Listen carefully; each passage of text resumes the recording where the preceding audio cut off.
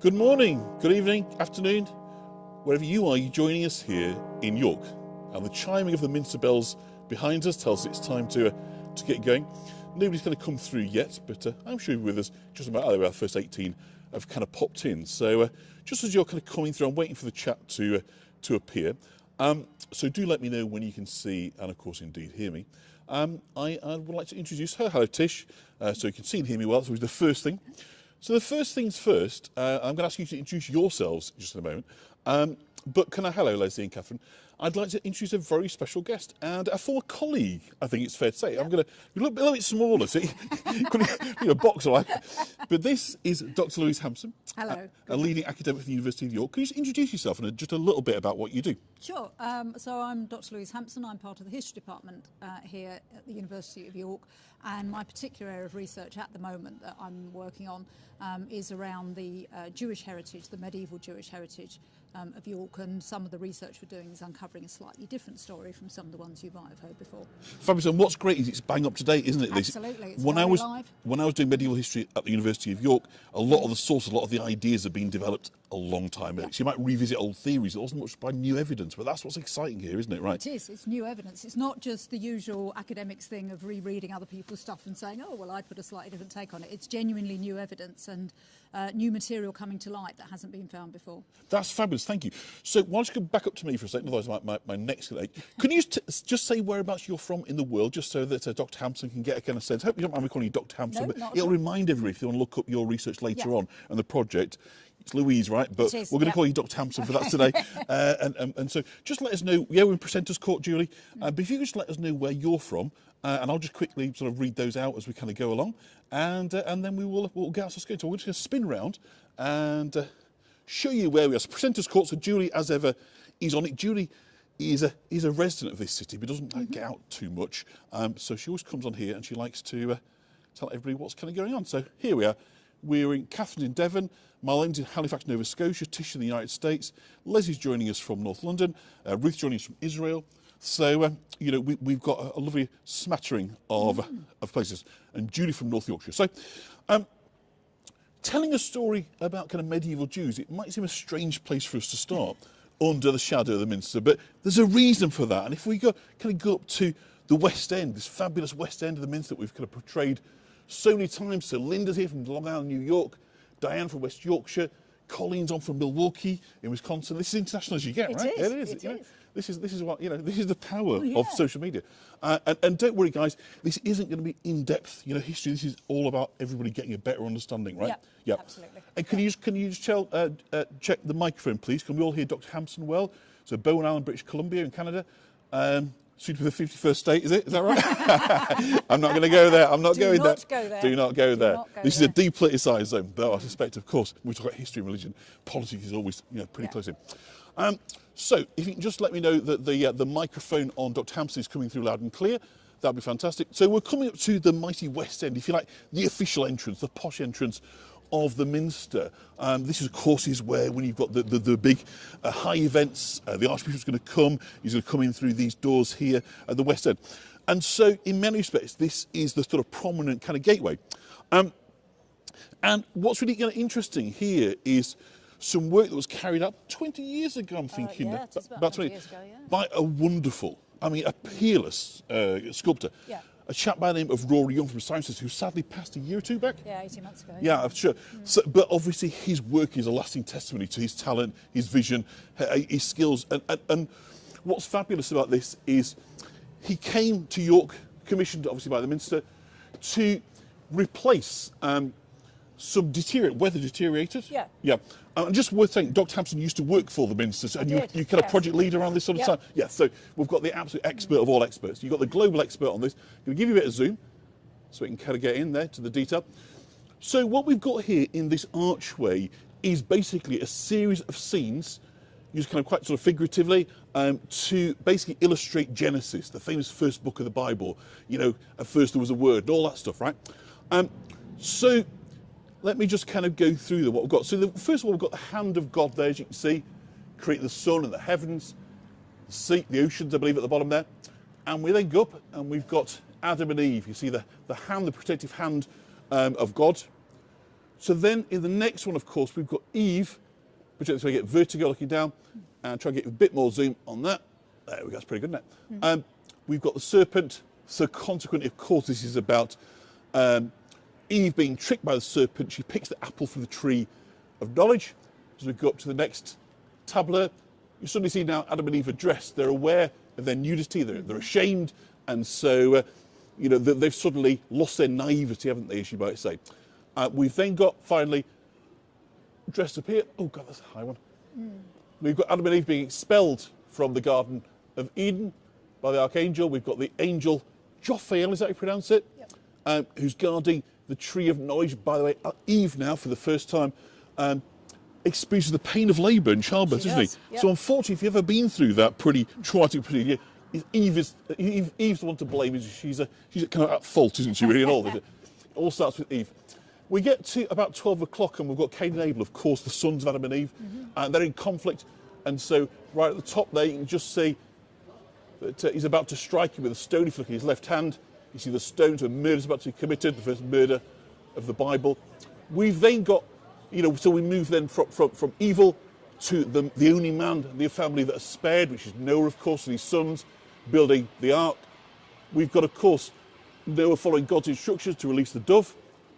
Coming back down this side, we've got, what have we got on this one? Sacrifice for Abraham and Isaac. Yeah, so we've got those waiting for the dove to come back, isn't he? Yeah. Then we've got the Tower of Babel, I believe, which of course is sort of man's folly, isn't it? About trying to reach up to God. So that's destroyed. The creation and destruction of the Tower of Babel. So coming down then, we've got Abraham leaving Mesopotamia, travel to Canaan, following God's commands. Penultimate, we've got Abraham and Sarah receiving divine visitors foretelling of the birth of Isaac, who is going to be the prophet. And then finally, we've got Abraham there, who is getting ready to sacrifice Isaac, his only son, because he believes that's what God wants. But then, of course, at the end, God sends the ram, and the ram is just pictured just in the corner there. And we kind of contrast, I think, Dr. Hampson, Eve, her kind of willingness, you know what I mean, to just go her own way, compared to Abraham prepared to sacrifice his own son. It's a study in contrast there, isn't there? There is, to a certain extent, yes. I mean, the story of Eve is a very complex one, and the extent to which she is tricked and misled, and to be fair, the complicity of Adam, he takes the apple from Eve. He could have said no. He could have said no, couldn't he? He could have said no. Yeah. But that is, yes, the contrast is between effectively going against the will and instruction of God, contrasted with Abraham and his absolute devotion and willingness to sacrifice the son that he and Sarah have waited so long for. Indeed. So let's walk on, and I think that sort of sets a bigger theme, doesn't it? Because at this point, we're talking about this is representing kind of medieval Catholic Christianity, which was basically the only show in town, right? Yep. Of course, there were Jews, relatively very small part of society, but for the most part, everybody's buying into this big idea. The focus of this life is about attaining salvation in the next. Yes. And essentially, it's about following the rules, isn't it? It is. It's a very rule-driven faith at this point. You don't need to think too much. It's all in Latin. You're not meant to understand it. So this imagery is very, very important if you're conveying meaning and understanding. It is, because it's about being aware of it, but also using imagery to convey very complex ideas, but also very powerful ones. Lots of the images are associated in this period with eternal damnation, which is quite a compelling argument. So this is our kind of jump-off point, isn't it? Because just to give our last kind of visual of the Minster, that's the shared foundation. Genesis in the Old Testament, yep. That's where, then, if you like, the belief system fundamentally shifts and splits, doesn't it? So despite this shared story, by the medieval era, by the time the Minster was being built on this scale, yep. Jews and Christians very, very separate. Yes. In practice, what did that look like?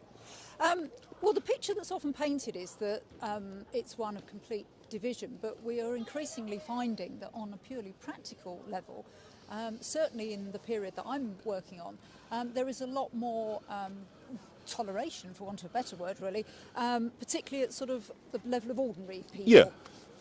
So this idea about Jews poisoning wells and killing babies and so forth, is that apocryphal? Did it just happen somewhere else? It's completely apocryphal. Or was it kind of true that those were sort of widely held beliefs?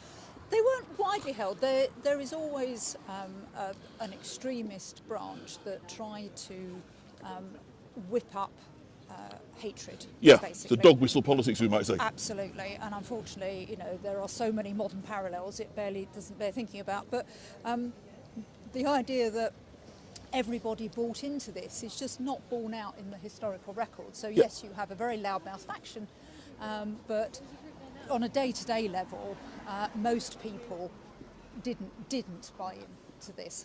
So typically most pastors wouldn't be sort of hammering that message, as you might say, that the enemy within and so forth. No, it's a message very much promoted at royal level. Yeah.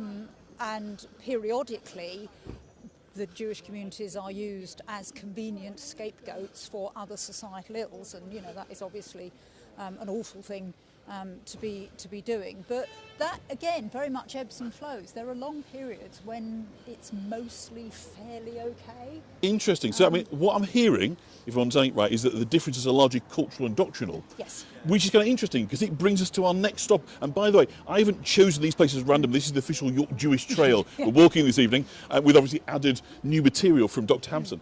But this carving up here, which obviously is Victorian, it dates to the 1860s, when this church was built, a huge swelling after the Irish famine. Lots and lots of Irish from West Island, where I'm from. My family's from in Mayo. Had come over and so of course places to pray. Absolutely. So they build a Catholic church, but of course they're still using medieval language, as you might say. Yeah. And so we have this, what are you going to call it, a portmanteau? I don't know how we're going to describe it. Tippenham. Thank you very much. Use the right language. So can you tell us why some people look at this and say it typifies anti-Semitic or problematic attitudes towards the Jewish faith?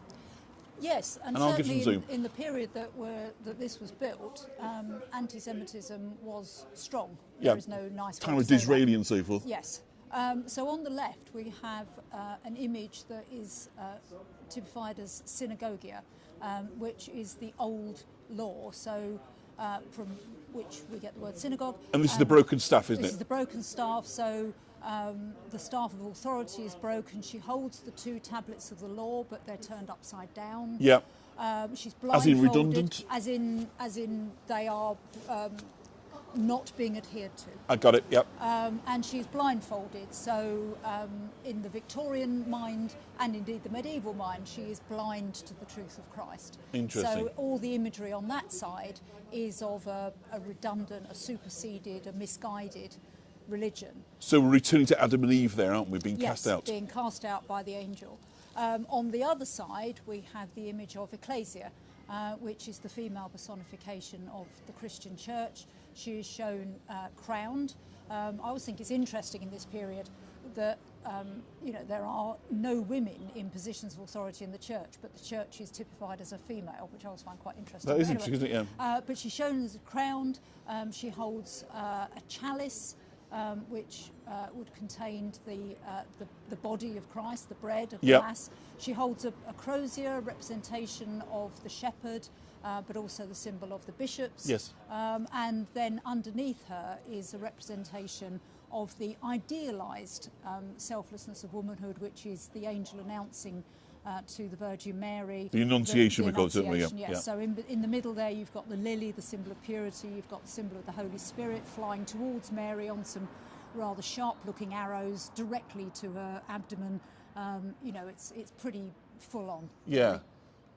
So do you think, from a contemporary point of view, can we just treat this as history, or is it problematic? It's problematic. Yeah. It's absolutely reinforcing the idea of otherness. In this period, in the mid-19th century, it's the height of Britain's empire, so it's not that people don't have contact with people of other faiths, but there's a definite hierarchy, and I have to say, Jews are pretty much at the bottom of it.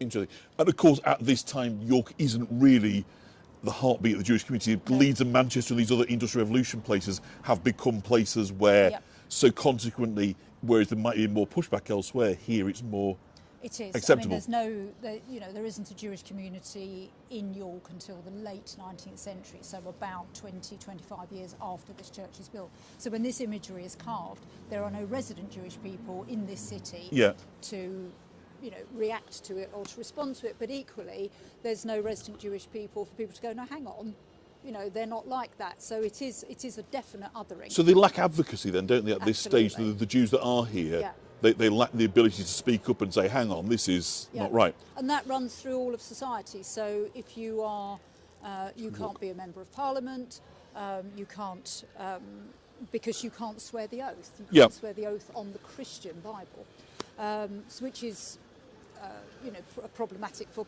equally for people of no faith, but it's particularly problematic. But we've also got Disraeli as Prime Minister at that time. So how does that work? Well, his father fell out with his synagogue and had him baptised as a Christian. Do you know, I never knew that. Yeah. But he was widely portrayed, wasn't he, as the Jew, and an awful lot of cruel cartoons, very much into the features, like the stereotypical hook nose and so forth. Lots of very unpleasant anti-Semitic and you get the sense of voting then not just being about conservative versus liberal, but almost sectarian as well. Very sectarian. Yeah.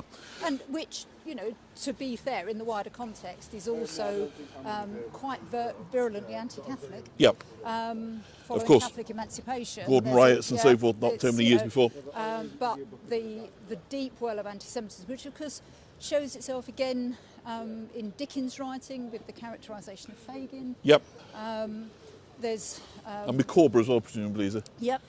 So you get it's a sort of, for want of a better term, it's a sort of lazy stereotype. Yeah, it's an easy go-to. It's Shylock, isn't it? Do you know what I mean? It's Shylock. You push those buttons and people automatically go straight to the stereotype and understand what's being said. And interestingly, the first real pushback against that is Walter Scott in Ivanhoe, where he has the character of a young Jewish woman who helps to heal Ivanhoe after he is wounded. And that is really the first time that an explicitly Jewish character is portrayed in a positive light.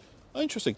So I think a lot of people who haven't been on this tour before won't be aware of this kind of almost lesser known, isn't it, story of the Jewish community in York at different times.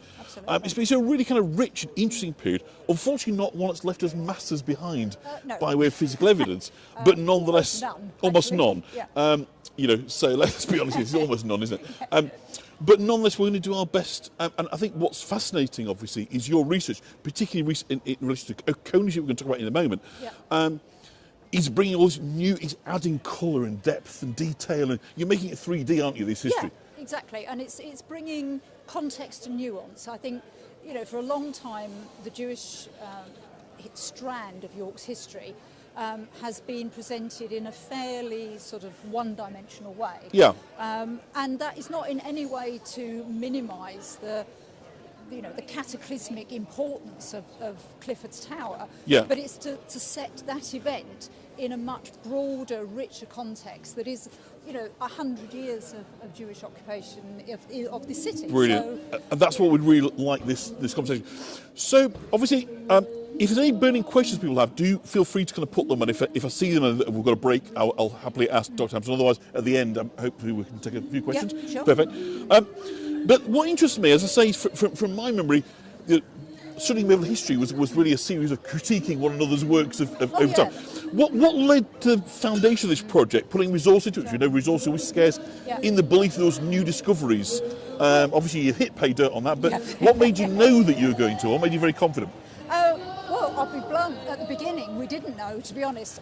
We were contracted the university was contracted to work on a project about Coney Street, but from the point of view of what's the future for historic high streets. Yes. And so my work and that of a colleague was around the heritage aspect. There were other strands associated with it.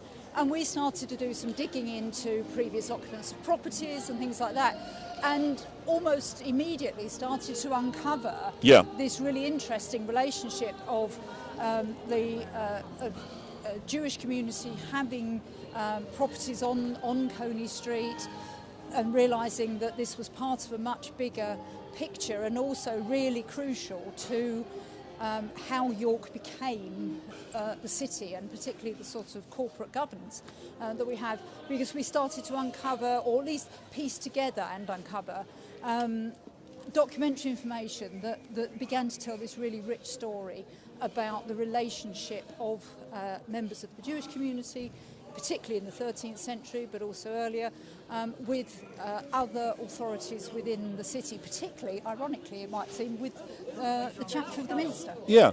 So I think partly what you're saying is good fortune in terms of the development here. Yeah, we were really lucky. But the other thing is, and as I've mentioned before, I studied mostly medieval history at York, obviously do all periods, but focus on medieval. And obviously, at that time, Richard Barry Dobson and his groundbreaking 1974 study was the kind of the go-to. I loved it 'cause it was so short, brilliant. Yes. You know, and then obviously more recent times, Dr. Sarah Jones and Dr. Sethina Watson. Sethina Watson. Yeah. So, if anyone wants to order these books, this is what we can do. See, we can pop that on the screen. Is that good? Look at this thing. Yeah. So that is Richard Barry Dobson, who sadly no longer with us, but hero of historians. So he laid the groundwork. Then Dr. Sarah Jones over at King's Manor. Yep. So you weren't starting from cold, were you, on this? No, we weren't starting cold. You're standing on the shoulders of giants. Absolutely, and we very much involved Sarah with the work that we're doing. She's very involved with the project that we're on. She's now enjoying her retirement. That's the second one. That's Sarah Jones's. The Christians and Jews in Anjou in England. And those that remember, 4 years ago tomorrow, we stood in pouring rain and wind and listened to Sarah Jones battle against the elements to tell us the story of the events of 1190. Yeah. So she's with us in spirit tonight, isn't she? But she's earned the right to put her feet up. I think, but we've got rather better weather for it tonight. So those are the two kind of foundation texts, I would say. Is that a fair way of putting it? Yeah. And you've got my colleague, Dr. John Jenkins, who's doing the talk tomorrow at the Tower, and he's working with me on this project. So it's all very incestuous, really. But, so we've arrived in kind of Coney Street, and it's obviously dominated really by retail. I mean, mostly we look around and we see these on 19th, 20th century kind of buildings. So it's a street where it's hard, really, compared to a lot of, not like Stonegate, is it, where you can see history. Yeah. You need to really close your eyes and imagine it. But we're going to come to some images you guys have commissioned that's really going to help with that, going to turn it on its head.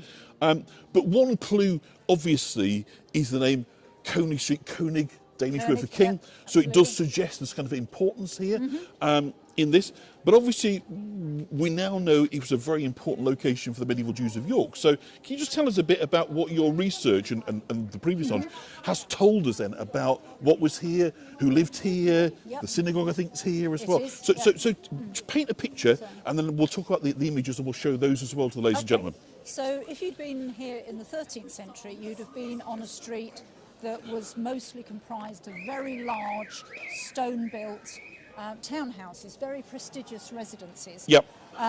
Not built necessarily in the 13th century, built in the late 12th to early 13th century. So very big stone-fronted houses, many of which would have had shops on the street level ground floor, which we might think is a little bit odd. You think, why would you have a shop in somebody's posh house? But in the medieval period, there was much less distinction between sort of, good streets and bad streets, that kind of thing. So, but they were quite high-end shops. So there was a goldsmith here, there was a trader in furs, that kind of thing. And when we get on Stonegate, hopefully the door to the house will be open. We can see, can't we, that the residences typically are away back. Yes. And then you've got the commercial at the front. So you've almost got like two streets, haven't you, in one? And they run sort of down from the street towards the river. Do we think there'll be a similar thing here then? So a larger commercial marketplace at the front, and then a long drive, and then the house is down there. So that kind of, whilst that's obviously modern buildings, that may well mimic actually the kind of the way the house will be a long way down to the river. Because when you're now on Coney Street, it's actually really hard to remember. The river is just behind you. So we've now got a plaque. Tell us. So we're on the site of the synagogue. Yep.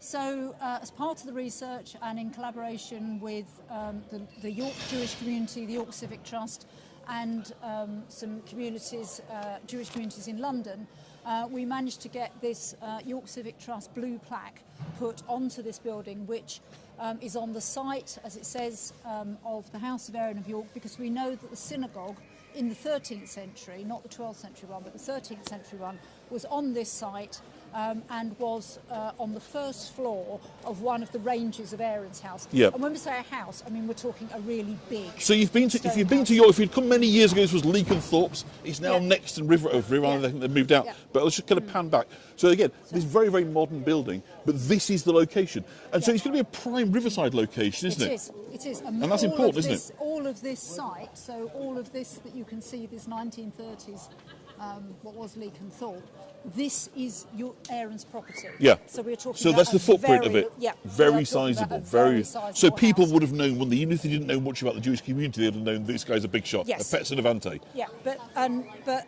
along this street are other equally large houses, so they are in with the York elite. Okay, so I'm going to share some of these images. Do keep talking, but just tell us, if you would, how did they come to be commissioned? Where did the resources come from that? Because then we had some supportive partners. Now I want to give a name check too. Yeah. And I'm going to bring those up, and hopefully, so let's start. So this, I believe, is.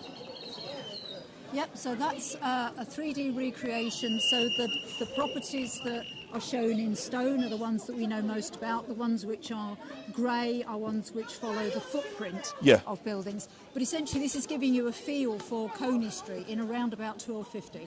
It's amazing, isn't it? The work to do this, these are all 3D reconstructions, textured reconstructions.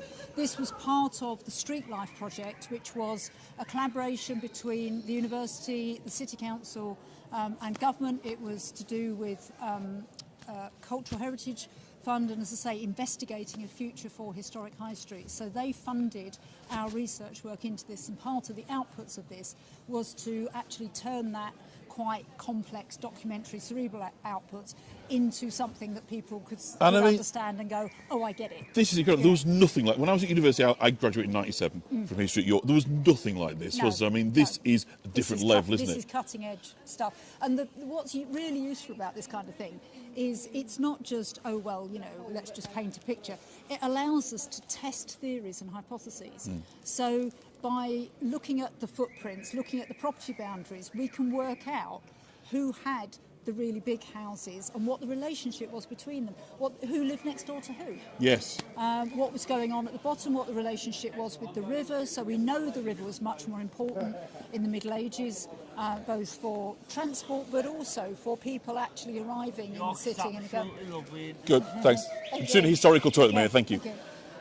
So we know that there were river frontages and that probably quite a lot of people coming to Aaron's house probably arrived by river. Yeah, and I can't notice, obviously it's a very significant thoroughfare. It is. But it appears to be paved as well. So, yes. Going back, this isn't a mud street, this is the King Street, isn't it? Prestige yeah. The thing about being the King Street is actually a sort of twofold thing. On the one hand, it was where if you were what was described as an alien, I don't mean in the space sense, I mean from outside the country or even actually outside the city, you were meant to reside where the king and his officers could keep an eye on you. So we've got a different view now, looking from presumably the other end of the street, is that right? Looking from the other end of the street. So the one that we're looking at directly, that's Aaron's house. So that's where we are now? That's where we are now.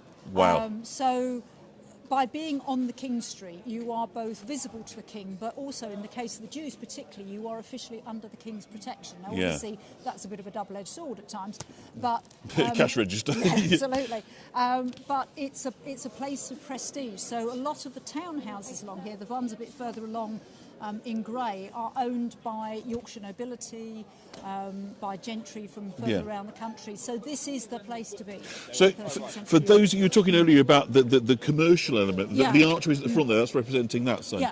So the stone houses, and we know particularly Aaron was a banker, he was a moneyer and financier, so his house was extremely well built, it was very secure, it was stone, so it's most likely, we're not 100% certain, but it's most likely that some of the very high status trades like the goldsmith, like the jewellers, probably were associated because they would have had the security. Okay, so I'm just going to turn this around because one of the things that we do notice obviously in terms of older buildings in this street is obviously the fact that we've got a church here, and we know this whilst it's largely 15th century what we look at in Merton Belfry, but that goes all the way back to the 11th century. So we've got a synagogue and a church side by side.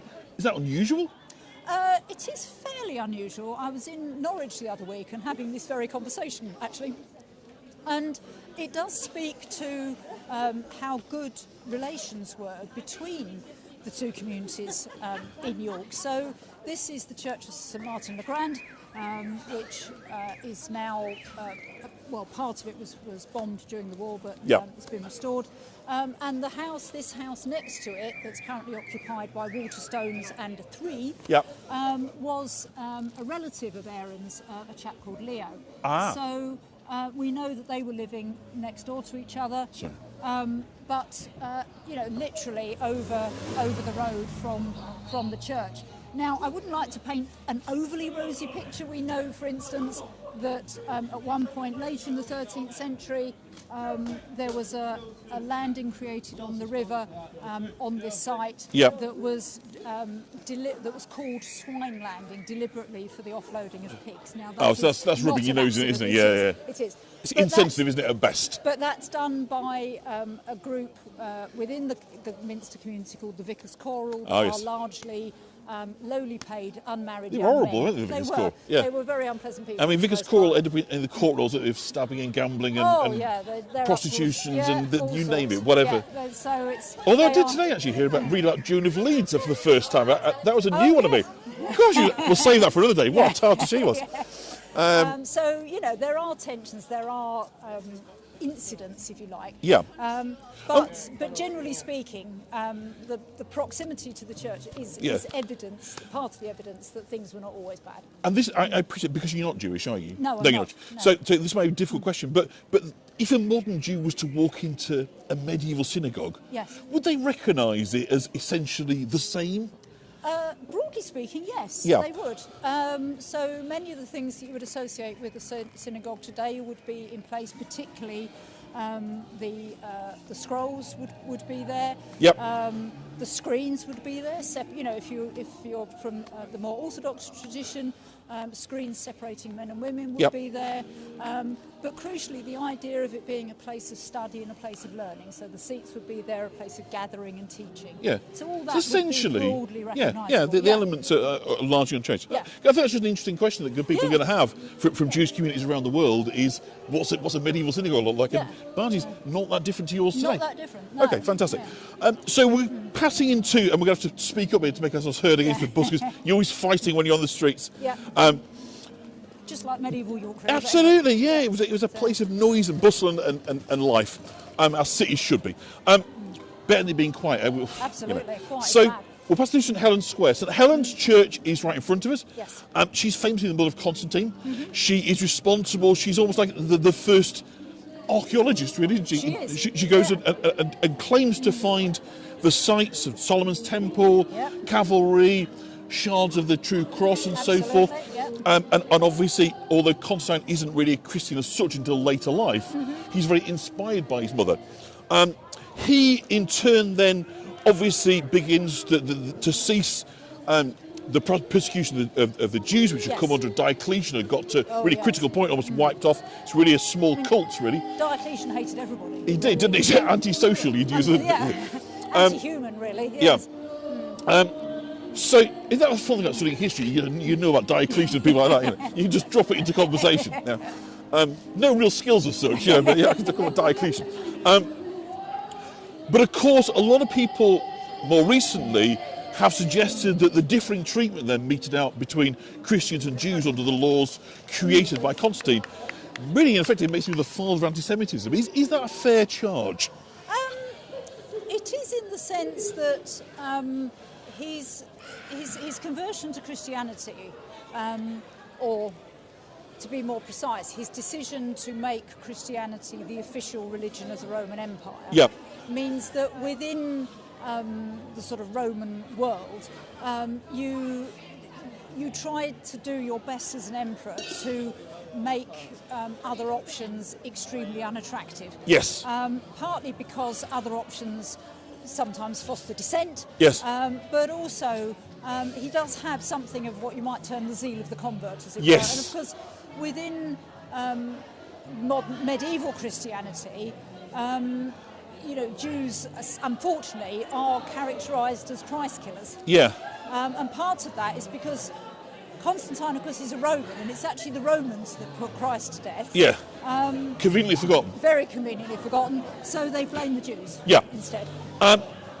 But you've also got this fact, haven't you, that I think what we're starting to hear is that relations are generally pretty good, but the church didn't really offer protection as such because there was no salvation without taking the sacrament. That's a pretty massive rejection of societal norms, isn't it? It is. And it means that, in a sense, it puts Jews in a position of being useful when convenient, but disposable. Yes. Because, of course, if you buy into the mythology of, oh, it's the Jews who are Christ killers, then effectively, if you either kill a Jew or allow a Jew to be killed, you're kind you've got a free pass, haven't you, on any behaviour? Yeah. So we've got very loud buskers, very good. They're all enjoying themselves, but we are fighting on the volume side, so let's just try and get through. So, Stonegate, would this have been a street that was largely used? Would it be a part of the Jewish experience of York? Yeah, we know there were some people who lived on Stonegate. Stonegate is called Stonegate because it was one of the few paved streets in York, and part of the reason it was paved was because it was used for transporting building materials from the river to the Minster. But we know that there were that members of chapter owned properties on Stonegate, but we do know of at least a couple of, in the 13th century, a couple of Jewish families who had properties on Stonegate. Yeah, so if we get lucky in a minute, we're going to go and see the remnants of the oldest house in York. Usually the door's open. If not, I've got some pictures and we can do that, so we'll cross that bridge just in 2 seconds.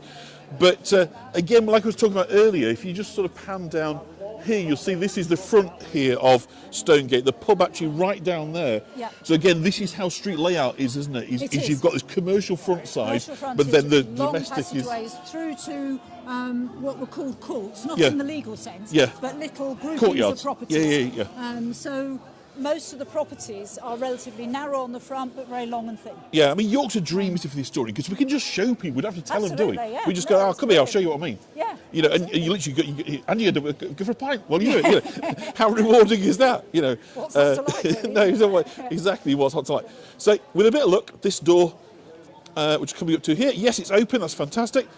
So, we're coming into the remains of a 12th century house. So, you know, kind of city as kind of rich and ancient as York, to say anything's the oldest is pretty impressive, really. And these two walls were discovered just behind Stonegate. Look how quiet it becomes as well. I love this in York. There's pockets of silence. In 1939, we know this used to be a house because this pre-Gothic we see here, Romanesque archway. Romanesque, yeah. Yep. And we know as well that they used shutters, wouldn't they? Yes. It weren't glazed. So instead, the inhabitants used shutters. So we've got fantastically, again from your project, let's just see if I can find that, a representation of what we believe this house will look like in its day. That's it. So again, just talk us through. So again, have we got the same configurations? The commercial and the residential being. Absolutely. So we've got the same type of architecture. The ones we did on Coney Street, we chose to show the upper levels glazed because that's a sign of status and prestige. But we know that this house here was what's known as the Norman house. We know it wasn't glazed because in the curves for the window. Yep. So I'm going to go back to the.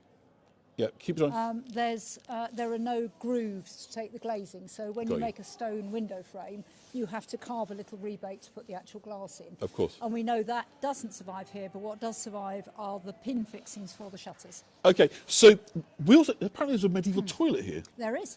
But that's pretty impressive, isn't it? It's known as a garderobe. Yeah. Yes. Does that, presumably that predates the Archbishop's one, or the Abbot's one at King's Manor, wasn't it? Because that was a... Oh, yes. He had an early toilet, wasn't he? But this is really the first. This one's about 100 to 150 years before the one in the Mason's Loft of the Minster that was built for Edward I.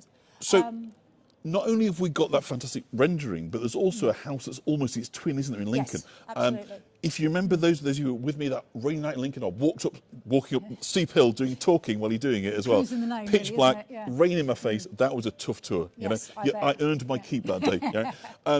But nonetheless, if you remember that, so for those who went on it, I'm going to bring up an image, and this is obviously pretty well maintained, and it's called the Jew's House in Lincoln, and we think that's obviously, it's got modern Georgian windows, not modern Georgian windows, but Georgian wood windows in there, but pretty much that's what we're talking about, isn't it? That's what we're talking about, and we used sites like that to check and to develop the model that we created. So this is the one in Lincoln. There's another one in Norwich called Jernet's House that has a 12th century undercroft that has these sorts of detailings in. So it's those bits of evidence that we could piece together. I'm going to keep that up because it's useful, but just in a little bit of screen that you see on this side, I'm going to just show you, because we've got floor joists over here, which obviously gives us a sense, you know, of the floor levels, the upper level. So we can just see here these supportive stone joists. That's a kind of good way of capturing it as well, isn't it? So obviously this house here in Lincoln, you see on the screen, that is associated with Jewish ownership. Yes. How confident are we that this one is? If I'm completely honest, less so. Less so, yeah. The property records for Stonegate are extremely complicated because of a lot of property subdivision. But one of the things in the research as we're developing it is we're hoping to try and pin down once and for all whether this was one of the properties occupied or not. I was about to say, is that one of your great unanswered questions then, as you might say, within this? So we can't say, you know, with certainty, but presumably the prestige, the value being stone status. Stone status. If it's not one of their houses, it's going to be pretty similar, isn't it, to the way it's being created? Similar, yes. So it's a not facsimile, of course, they but almost certainly would have, you know, if they didn't own it, they would almost certainly have visited. Yes. Known the people that lived here. Known the people that lived here, probably been, you know, in and out. And of course, the great benefit of stone is it doesn't burn so much. So if there's a danger of persecution, you can't be burned down. But equally, if your neighbour's house catches fire, you're pretty much much safer. So there's a real sort of purpose, isn't there, for stone? There is, it's not just simply look how wealthy I am. No, it's a very practical purpose. So it's much harder to break into. It's much harder to burn. It's not necessarily warmer. I mean, people might be thinking about the no glazing. Yeah. The harsh reality of medieval life is that inside a medieval house wasn't much warmer than the outside. No. Really. I mean, obviously, it had big fireplaces, things like that. But whereas now we tend to come in and you know, we're much warmer and everything. That is not the reality of medieval life. No, but they were northern, weren't they? So you know, and you've seen these girls tonight, haven't you? Do you know what I mean, dressed up in their kind of slinky looking, fantastic. Yeah. So you know, I think that just runs through as a kind of hardiness of strength. There is the brilliant. The 12th century rabbi Yom Tov. Yep, we'll talk about him a little bit. Yep. But one of the things one of the facts that I came across was he is, of course, a great Tosfos scholar and writes lots of interpretations of the law, and he is the one who is attributed with the legal interpretation that says that it is permissible for a Gentile to enter a Jew's house on the Sabbath if it's for the purpose of lighting a fire. Interesting. So there might be servants. You could have Gentile servants then, potentially. Yes. So, but when I think that probably dates from his time in York. Yeah, interesting. So we know this dates from about 1170, 1180. Yes. So I'm not going to say, but what I'm hearing is it's entirely possible this could have been a Jewish property. It's possible. Yeah. And so it's obviously equally entirely possible one of the Jews caught up in the events of 1190 may well have lived here. Yes. But that's purely speculation right now. Speculation at the moment. But wow, your project may well actually tell us that answer in the years to come. What we're hoping to do in the project over the next few years is to pin down really precisely on a map all the locations of the property deeds, partly to see how people move and change over time, but also to really identify which properties relate and what that tells us about the community and how they're living. And let's walk on, because we've got a lot of places to cover yet. We've still got... but I suppose the kind of question is obviously, it sounds like you've been very fortunate. A lot of records have been lost over the years with floods and fires and been, you know, just kind of discarded or even written over. It's not unknown, is it, for scraps of vellum to have other things written on them as well later on. No. So do we have a pretty rich resource when it comes to these medieval property deeds that can give you confidence that there's more to be found out? We do, partly because a lot of the documents that we're talking about actually, somewhat ironically, involve the church. And the church never throws anything away. So interesting. A lot of the records that we're talking about are here in York, but they're also in Durham Cathedral archives. They're in Canterbury archive. You know, so whereas lots of records. I mean, we are still talking about a fraction. So even if the records are elsewhere, if it's another medieval city with a similar kind of Jewish community, we can draw from that. We can derive. We can, but also because of the relationships between churches, a lot of the documents in Durham actually relate to York. Yeah, fantastic. So the next thing I'm going to show you can't actually see, which is not ideal, I have to say. But thankfully, again, we've got an image of it. And we're coming round to St Michael of Belfry. And so now, once again, it's the Christian architecture, if you like, that gives us a little story about Jew. And it's called the Sousa window. I know it's covered over in scaffolding, so we'll just have a look at the Minster. There's not much. I'll just show you where it is, but there's not much point looking at scaffolding. We can look at the beautiful Minster all lit up. But the Sousa window dates, so that it's behind there, let's just say. So let's bring up the Sousa window. And it's not particularly exceptional or unusual in itself. Oh, can't do that.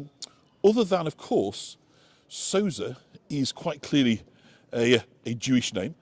And where is it? So it's the fourth from right, you can't see, there's not much point telling you that. So it dates from about 1530. We know that Sousa was born in Spain. He was a goldsmith, so a very traditional Jewish. And Sousa is a Jewish Sephardi name. So the Sephardis were from Spain and Portugal, the Ashkenazis from Germany and Eastern Europe. And of course, goldsmith, the classic Jewish trade. So we know that the Jews were driven out of Spain in 1492. So Martin Sousa probably left there, came to England, and then converted to Catholicism. And we know that not only then did he, get his window in there, he marries well and he becomes the Sheriff of York. So is that a one-off? Is that really unusual? Because somebody's really cast aside their beliefs. Absolutely. Is it just to be accepted? Is that the price of admission? It's the only way he would have got into the country. Interesting. Because following the expulsion of 1290, there was a complete prohibition on Jews entering the country. They were not allowed. So if people wanted to come in, wanted to trade, wanted to move here, they would have to publicly renounce their beliefs and be baptised. I don't know if you know, but somebody obviously is being baptised here. I don't think for a minute he's drawing attention to his Judaic background. So have we any idea who this is? Yes, it's an image actually of St Thomas of Becket, as in Canterbury. Ah, okay. So these windows, of which the other half of the set is in the Minster, were when St Michael of Belfry was being extensively rebuilt and renovated. Is the garden gate open? If we can, we'll go around that side. In if we the can't, 1530s. We'll do. It was actually the responsibility of the Minster to do that, and they. The then Dean, Brian Higdon, launched this very comprehensive campaign to rebuild a very fashionable church, and they installed a whole set of stained glass windows showing the life of miracles of Thomas Becket, the absolute premier medieval saint. I may have got this wrong, but I think that Thomas Becket was absolutely loathed by the Archbishop of York at the time, and that the four guys that had been sent, or believed to be sent to kill him, then came to York for his protection. They were over in Knaresborough, in Knaresborough Castle. So that's kind of ironic, isn't it? If Becket was the kind of bête noire of the Archbishop of York, then they have an image of him directly across. When these windows were being installed, the then Archbishop of York was Cardinal Thomas Wolsey. Right, so okay. Thomas was his namesake. So it is a massive piece of brown-nosing, if you like, by the Dean to have windows installed that honour Wolsey's namesake. Now, because Wolsey is famously falls from grace, his exit, he dies in disgrace from Henry VIII because he won't agree to Henry's divorce. But that then meant that any image related to Thomas Becket was supposed to be destroyed. But destroying windows is a very expensive business. So what they did was take out the ones I think it's still open. Obviously to do with Becket's sainthood, and left in the ones that were just to do with his baptism, the marriage of his parents, things that they could go, oh, no, that's nothing to do with Becket. Okay. Did you say something about a bottom creature, by the way? Did you? Laurie's asking what a bottom creature is. Is it human? I don't know. Did I say that? You said that. Did I say what? Did I say it in relation to? This is the problem with writing a script, because all this stuff you see, it's a bit outside my my pay bracket. Is all this stuff? Obviously not being Jewish, but anyway, I don't know. Is the answer? That's my research from my notes. So we're going to get through the gardens because we want to show you a window. Oh, that's new. Oh, it's not. I thought it's not. It's the trees. There's a rooftop there. So I want to just jump back now to the Jews arriving here, because obviously the Jews were introduced to England by William the Conqueror. By William the Conqueror, for banking purposes. They came from Normandy. But what's interesting is in coming over, we walk down by the palace and we'll do the Five Sisters, is that immediately he puts these restrictions on what they can and can't do, doesn't he? Absolutely. Is that, do you think, because he's already experienced anti-Semitism from his followers in France, that they are very reluctant to see the Jews attain more power than they already have? To some extent, it's also, though, tied into this idea of control and otherness. So the Normans in particular are very, their grasp on power for the first sort of 20 or 30 years is very tenuous. Yeah. So they are extremely repressive of any community that has connections elsewhere that they might be able to bring in support. Yeah, okay. And again, the Jewish community is the easy target because if you at this period, if you do something bad to a Jew, it's largely a get-out-of-jail-free card. Indeed. So they bring them in, but because of their connections within France, but also across Europe, there was the concern that they were sort of beyond the control. So Yep. you impose extra controls in order to make sure that you keep them exactly where you want them. So we're going to come to the money lending in a minute, but we want to demonstrate that that's not a stereotype, that was something that was very much sort of forced upon them. Yeah. But we understand that whilst they couldn't have a trade, the one area where it's sort of a bit more open is medicine. Yes. And up to 50% of doctors would be Jews? Absolutely. Yeah. Partly because they were amongst the people who could read many of the Arabic texts. Right.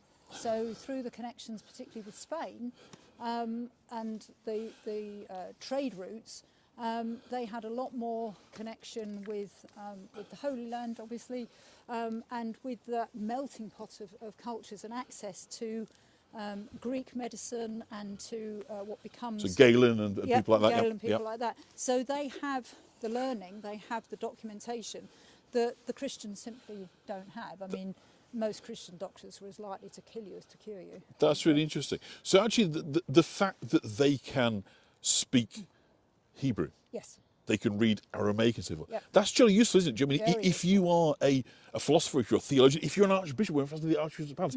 So is this a sort of areas where there will be a lot of collaborative work then between the senior echelons of the church and these academic Jews? Yes, because there is that sort of shared culture of learning. So obviously, from a Christian point of view, what we refer to as the Old Testament is the Hebrew Bible. Yes. And it's in Hebrew. Yeah. So Christian scholars had to learn Hebrew, they had to learn Greek, they had to learn Latin. Yep. But a lot of that scholarship already existed Yeah. in the Jewish community. So there is, even at a really early date, there is tremendous respect at a scholarly level. Yeah. And Christian scholars regularly cite Hebrew scholars. And I think the famous philosopher Roger Bacon mentions specifically, doesn't he, about Jewish intellectuals and Absolutely, teachers and tutors yeah. that are involved in and around the Archbishop's Palace. So you've got this weird sort of duality of respect on the one hand and then sort of casual violence on the other. It's So I think it's time to kind of grasp the bizarre, really. nettle with the moneylender, this money Yeah. sharking. That isn't simply a sort of Shylockian, kind of Yeah. buzzword. They were brought in for a specific reason. Yes. And that reason was because of a particular Catholic doctrine of Yes. usury. Can you explain that? Yeah, so under Catholic law, Christians were not allowed to lend money at interest. So you could lend somebody a penny and they would give you a penny back. What you couldn't do was say, I'll lend you a penny, but you give me 2 pennies back. Yeah. The same prohibition did not apply or was not applied by the Jewish community, and therefore, in order for the sort of financial corporate deals that needed to happen for a kingdom, a city to really get underway, they facilitated credit. Yeah. So credit's needed for trade, isn't it? Credit's needed for For trade. investment, for building, Yeah. for all sorts of things like just today. I When we mean- got the credit crunch, everything ground to a halt, didn't it? Absolutely. So whilst we know that in reality Christians did lend money and get interest on it, and there's a lot of trade and credit bartering, certainly for the large scale stuff, and certainly at a royal level, you cannot be seen to be doing that. So you need a mechanism to do that, and the mechanism you bring in is the Jewish community because they are very good at it. And of course, you're also dicey with eternal damnation, aren't you? If it's Yeah. taken at his word, that is the penalty for Absolutely. this, isn't it? Yeah. Okay. Yeah. And that's made very explicit in medieval imagery. Okay, so what we know about, obviously, that the finance wasn't simply it was money lending, this seems to be money investment, doesn't there? Yes, it's corporate finance. And probably the best, most famous example here dates from about 1260, I believe. That the Between 1230 and 1260. 1260.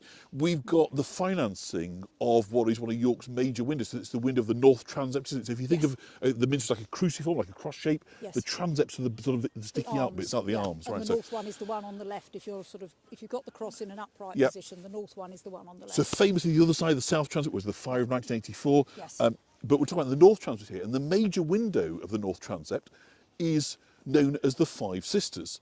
And the reason for that is when this part of the Minster was being built, or actually rebuilt, because it was replacing the Norman original. Yeah.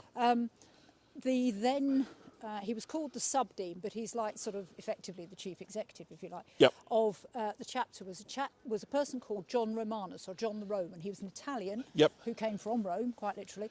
And there's a plaque about him on St Leonard's Hospital, isn't there? There is. Round the corner. He's a very influential man, and he arranges the finance for this part of the Minster to be built. And the way he does that is that he builds a very good working relationship with the Jewish community in York, particularly with Aaron, and does a deal. Yeah. They lend him the money to do this really substantial piece of building, and in return for that, he rents them at a ridiculously low rent, the property on Dewberry that becomes the extension of the Jewish cemetery. Okay, so there's almost a quid pro quo here. There's probably not a huge expectation that money's going to come back quickly, is there?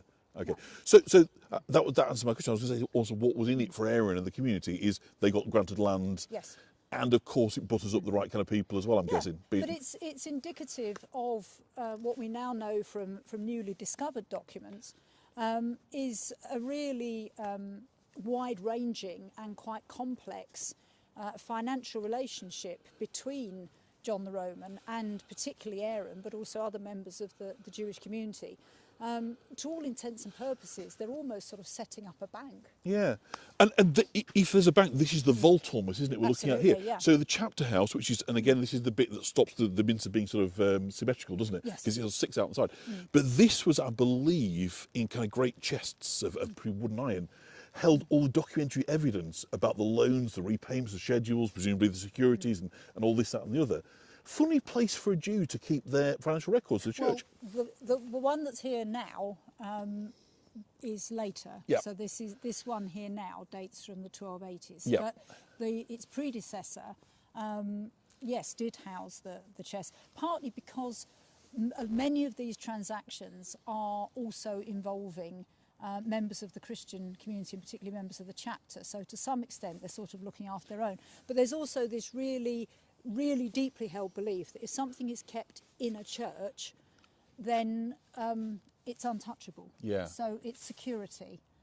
And that security, that sense of a sacred space, appears to have been shared by the Jewish community, possibly for quite pragmatic reasons. Yeah. But nevertheless, it's clearly a belief and an understanding that sort of transcends individual faith differences. It's an acceptance that this is where you keep the stuff that you need to keep really secure. And presumably it's a way, should the church wish to, they can check this money source is coming from the Jewish community and not from a Gentile that's trying to run a side hustle. Yep, absolutely. So so that's interesting. Or that it's not been stolen. Yeah. Or so like you're not going to get away, are you, by trying to use backstreet lenders? No. No, that's really interesting, isn't it? Who would, of course, been prosecuted if they had been uncovered, would have been ruthlessly prosecuted through the church courts. Yeah. I mean, the penalties, quite aside from eternal damnation, the penalties for being caught for usury are very unpleasant. Yeah. Okay, so I mean, it's fascinating, isn't it? Because on the one hand, we've got laws and structures that are creating this separation, but in reality, at least at the elite level, we've got a great deal of cooperation. Seems like respect, shared understanding, shared interests. There's certainly, both the Jewish moneylenders, for want of a better description, you obviously want to succeed because the economy is growing and so forth. So there's a lot of shared mutual interest going on here, isn't there? Yeah, there's a lot of mutual benefit in this. And when things are handled well, it seems to have been very positive and very successful. Of course, unfortunately, history is littered with flashpoints where it's handled exceptionally badly. Yeah. And that's when, you know, what has sometimes been described as sort of the veneer of toleration is scraped away. Yes. But as in any society, just like today, you get a really wide range of attitudes and opinions. And so it's tempting in the past to push everybody into the same boat, as it were. And I suppose before I want to get back and talk a bit about, obviously, the kind of taxation regimes and the way that they would affect the property of the Crown and so forth. Yeah. But I suppose the question is, how typical was York, do you believe, when we look at Norwich, or we look at Durham, or we look at Lincoln, or London, or perhaps even Paris and the others? Yeah. How typical was this, do you think? Well, this shared enterprise, you might say. Shared enterprise. That's one of the things that we're trying to uncover, and in fact we hope with the next stage of the project we'll be able to uncover much more about that. At the moment, but watch this space, at the moment York, certainly in the 13th century, appears to have been more tolerant than some of the other cities. So for instance, particularly with Norwich, there is much less evidence of this level of collaboration and cooperation. And at the moment, and I stress at the moment, we are attributing that a lot to the presence of John the Roman, because Rome in this period, relations between Christians and Jews, ironically, given that's the seat of the Pope and everything else, relations between Christians and Jews were extremely good. And so when he came here from Rome, he brought that expectation that that's how things would be, and he seems to have set the tone, as it were. So perhaps what we're sort of beginning to, and we're going to talk about the horrendous set of events happening 16th of March 1190, that's more the aberration, if you like, rather than the rule, as you might say. Absolutely, yeah. So could you just sort of take a minute or two just kind of explain this idea of what does it mean when you say that the Jews were the property of the Crown? We obviously know they weren't part of Christian communities. Yeah. They weren't part of kind of trade guilds and communities. Prohibited that. We'll come back to that in a second. But what does that in practice? What does that mean then, being, if you like, a subject of the Crown? Well, to put it initially, very briefly, in a slightly broader context, everybody was subject to the whim of whoever was on the throne. Yeah. If you had enormous amounts of money, and mostly if you had enormous amounts of money and therefore could manage a private army, you had a certain amount of protection. But everybody was subject to quite capricious changes of royal mind. Yes. But Jews occupy an even more extreme position of that, because they are not part of the Christian community and therefore cannot be part of the normal machinery of civic life. Yes. They don't have any... Which essentially is money talks, isn't it? Exactly. So they don't have any of the sort of protections around that. So their presence in England, at its most basic level, their presence in England is at the toleration of the king, and they can be driven out at any point. So it is a precarious existence. And so you are under the protection of the kings, because you're potentially valuable, but at the same time, that can turn at any moment. So these rights and liberties can be given but revoked on a whim, because they are entirely in the personal gift of the bit like Mr. Trump, and his Absolutely, approach to laying down tariffs and then revoking them in the same day. Indeed, or expelling migrants from immigrants and from we all know, this is your old gaff, didn't it? It is, yeah. And you got in trouble, didn't you, for your windows? Well, not you, Not but they me. did. Oh They dear, did, yes. oh dear, yes. What do we think, gang? So this is a very, very controversial windows, nearly told to be thrown out, pulled out and replaced by the council, because apparently they don't reflect 19th century industrial windows, which is, I suppose, is fair cop. But it is fair cop. I think have to say the 19th century industrial windows that here were not things of everlasting beauty. No, well, beauty in the eye of the beholder, isn't it? But anyway, I just thought I'd kind of mention that in passing, because these guys, they're doing so many tours about York. I like to keep up to date with what's kind of happening as well, because it's not just history, it's a living city, right? It's very much a living And we're going to city. talk in a minute, obviously, about the contemporary Jewish community, but we're going to leave behind the medieval if we can, because in front of us here, we've got the location of York's last physical synagogue. Indeed. In Old Walk, in the RAF Association, I believe. What do we kind of know then about the Jews? So they start to come back, don't they? Oliver Cromwell instigates. Oliver Cromwell invites Jews back again. What's his thinking there? He needs the money. Right. So Oliver Cromwell has the, financially disastrous English Civil War. Of course, the side that win is, broadly speaking, the side that doesn't have the money. Yep. And so in order to create the republic that they want to create and put in place all the machinery they need, and actually restore the country from an absolutely catastrophic period. Yep. He needs financial input, and he needs financial relations.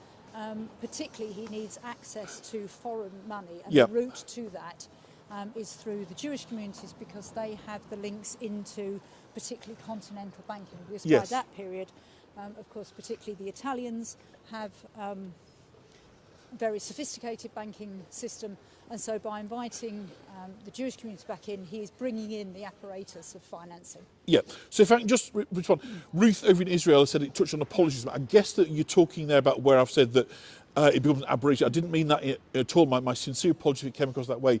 Merely that if we look at a period of 100 years of history, the incidences of violence and outright hostility towards the murderous hostility towards the Jewish community are rare, if not only really represented in that one incident. Afterwards, it gets increasingly awful, and we're going to talk about that. Yes. But that's after 1190 rather than before 1190. So I apologise, Yes. Ruth. I didn't mean to infirm that in any way whatsoever, and I absolutely 100% refute any sense that I intended to be apologist. If it came across that way, I can only apologise, and hopefully that explanation has sufficed. So we've now got, obviously, Oliver Cromwell's brought them back in. He's short of cash, and let's be honest, that's how a lot of monarchs have treated them in the past as well, as a cash point. King John in particular, my namesake. But obviously they start to come back. But York isn't really the focal point, is it? In just obviously you've got Leeds, you've got Manchester, up here, obviously London, Glasgow, various other centres. So it doesn't really warrant a full-time kind of synagogue, does it? But yet one appears here in the 19th century. I can't really see the blue door because it's getting pretty dark. It's around here. It's that is it this one? Here. Yeah. And I understand, was it a joiner's workshop or something? Yes, it was a joiner's shop, yeah. and the joiner in question married a Jewish woman, and she wanted somewhere for her community to meet, so he made the upstairs. So she's happy, yeah. She made he made the upstairs of his property available, and it was converted into a synagogue. But it was an official working synagogue, as you might say, albeit had the scrolls. The scrolls, yeah, fantastic. Yep. So presumably the work would stop when it was time for prayer, as you might say. Yeah. And then would they draw from beyond York, or was that just the Jewish community in York doing it? It seems to be principally York and its hinterland. So we know from the earliest record we have is from around 1874. Yep. And then in the early 20th century, we know that from the census that there were about 120 people who identified themselves on the census as being Jewish. Now, bear in mind, this is still a period of quite widespread anti-Semitism. So there may very well have been people who chose not to identify themselves as Jewish on the census. But we know that 120 people did. And this community... People who may well have changed the name when they came, for instance. Yes, exactly. Either changed spellings... Anglicised. Because bear in mind Goldbergs become gold, sort of thing, that sort of thing, isn't it? The community that comes here comes partly from... is a sort of offshoot, if you like, of the Leeds community, but that's very much part of the Eastern European pogroms. So obviously... So it's a different... Culturally, it's a different sort of, I don't know what the word is, a different branch, if you like, of Jewish heritage. It's not. So in the Middle Ages, we know that the Jewish community here came from Rouen and Jumière, whereas in the 19th century, we know that it's part of that great Eastern European expulsion. So you mentioned about the census, and I'm not sure the 1841 has that level of detail, but from that point onwards, it's a lot easier for historians, isn't it, to find out 1851 is the first demographics. Religious census. But I believe the first reference to a Jew in York was a chap called Isaac Solomon, embroidered in Petergate in 1756. Indeed. What do we know about him? Well, at the moment, not an enormous amount, which is really annoying. But his name alone identifies him. It's a pretty slam dunk certainty, that one, isn't it, with a name like Isaac Solomon? So by the time he's here, it has been legal for Jews to be back in this country for around about 100 years. But at that point, it is in the 17th and early 18th century, the Jewish communities, it's very much a southern phenomenon principally. Yeah. It's very focused on London. So quite what Isaac Solomon's doing up here is frankly anybody's interesting, guess. isn't it? I mean, yes, looking for opportunities, possibly. But possibly, he's embroidered, he's in the cloth trade. And what's fascinating is, because I've brought us here for two reasons. One, to explore another stereotype, I suppose, really, the Jews are expert tailors and cutters and so forth. But the great irony, of course, is we're stood here in front of a medieval guild hall, that this is the Merchant Tailors Hall, one of those powerful guilds that obviously venerated John the Baptist, didn't they? But of course, Jews couldn't be part of the guilds, could they? No. So guilds occupy this space in the medieval world that is sort of bridges the secular religious divide. Yep. So the confraternities, they call them, isn't the they? Confraternities. Yeah. So in the medieval mindset, can't see that too well. It is almost impossible to separate religion from everyday life, because it absolutely governs everything you do, say, think, eat, wear, how you tell the time, you know, how you count the days, everything. Yep. So within the guild structures, they are part trade union, for want of a better term. You know, they control the trades. But before there's really active government, isn't it? Yes. It's just, you know, it's regulated by the guilds, isn't it? It's regulated, and so they have statutes to regulate the quality of what they do. They control who can and cannot carry out the trades. But underpinning that are religious allegiances and alliances, and typically guilds either build their own chapels, or they sponsor or pay for altars in churches.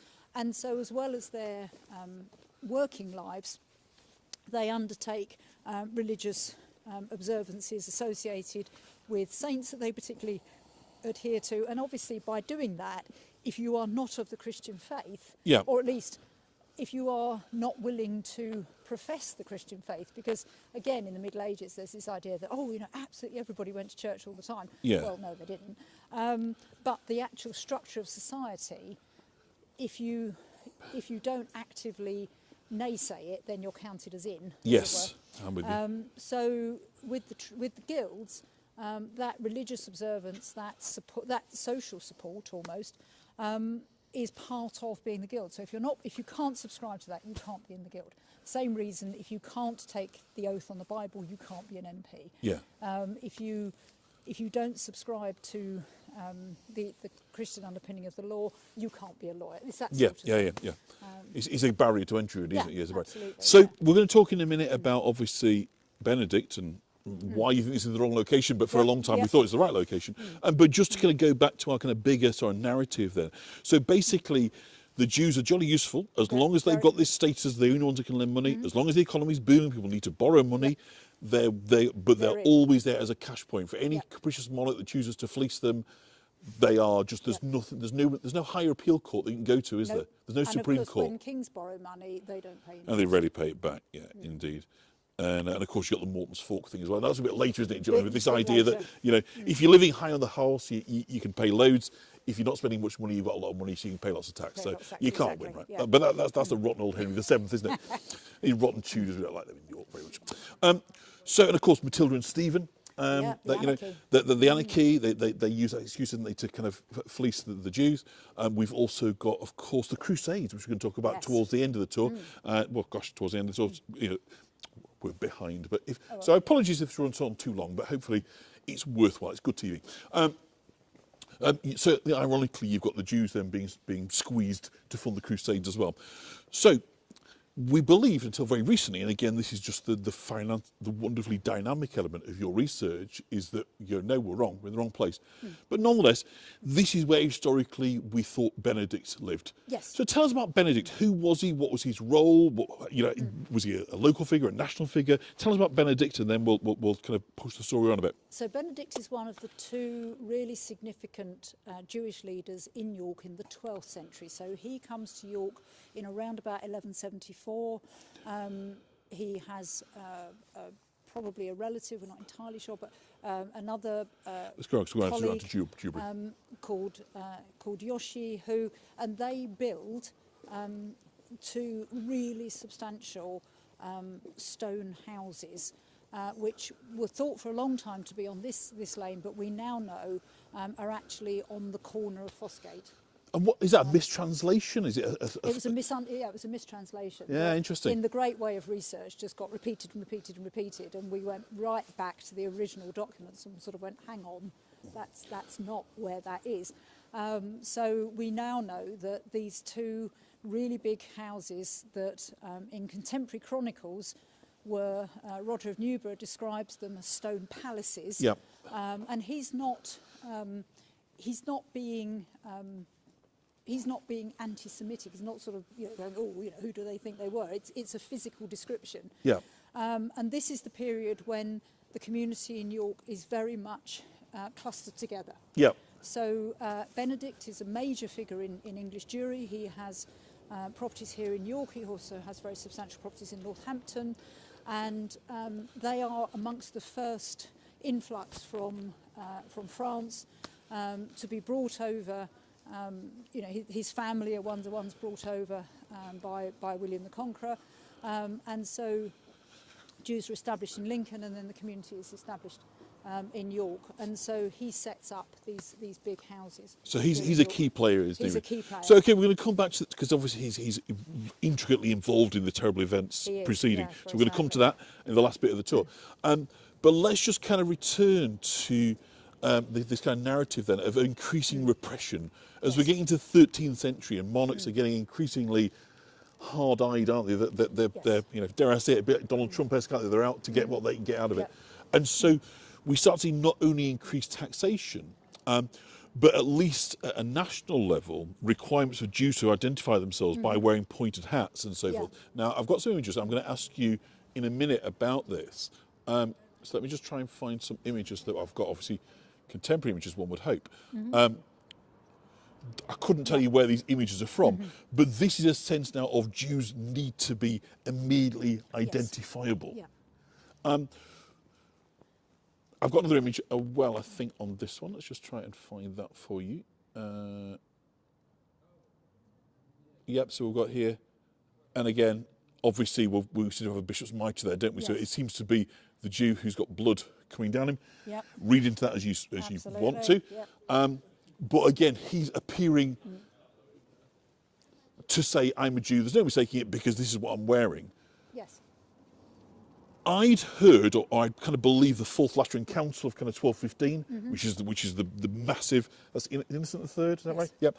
And that's when the Franciscans, wasn't it, were going to be thrown out and made heretics with their last-minute deal. They kind of said it. So it was all about making the deal. So this is kind of Trump parallel keep drawing. It's not actually that history frightening. But what I've heard from you, and that I was really surprised by, because last year I came down and said that they all wore these hats. You said, yeah, maybe not so much in York. So tell me, is that just a York thing? Is it an England thing? Because this is a pretty Catholic country, wasn't it? It is, but we talk about the north-south divide now. From a Christian point of view, England is divided into two provinces, each with its own archbishop. And the northern province, of which York is the centre, what's called the metropolitan. The archbishops of York are frequently politically quite different from the archbishops of Canterbury. There's tremendous political rivalry between the two, particularly around status and prestige. And it wasn't at all obvious, was it, that Canterbury was going to be the senior of the two? Oh no. Coming up to the Reformation. The only reason Canterbury takes precedence is because in the 14th century there was in London a really unseemly scuffle in a procession with the clerks of the two archbishops, and one of the archbishops of York's clerks basically whacked one of Canterbury's over the head, and a fight broke out, and the punishment was that Canterbury would take precedence over York. So the Archbishop of Canterbury is the Archbishop of all England, and the Archbishop of York is the Archbishop of England. Yes, so is it the primate of all England? Is that the term they use? Yeah. But one is the only difference is one has the word all in it. Indeed, that's fascinating, isn't it? So the Archbishops of York, for whom the Jewish communities, particularly in York, were extremely useful and advantageous, had no interest in causing dissent and division. Now, some archbishops are frankly more anti-Semitic than others, but again we come back to this pragmatism that in the 13th century the financial benefits of the communities in the north meant that it was extremely undesirable to annoy and antagonise, because many of the communities in the north had properties elsewhere and frankly could have moved if they really wanted to. So the idea, really, what we know from many of the documentations is many of these requirements were certainly not enforced in the north. They probably were rolled out in the sense that they were announced, but certainly the documentation that we have, for example, there is no record at all in York in the 13th century of any member of the Jewish community being either described as wearing the pointed hat or later on the yellow star, or more to the point, being prosecuted for not doing so. Okay, I'm going to play devil's advocate here for a moment, if I may. When I was at uni and obviously doing medieval from primary sources, there was a sense that you can't necessarily conclude something because we don't have evidence of it. Rather, we simply can't prove it. So could it be the case that actually there were people, but actually the source material, illustrations, have simply been lost to time?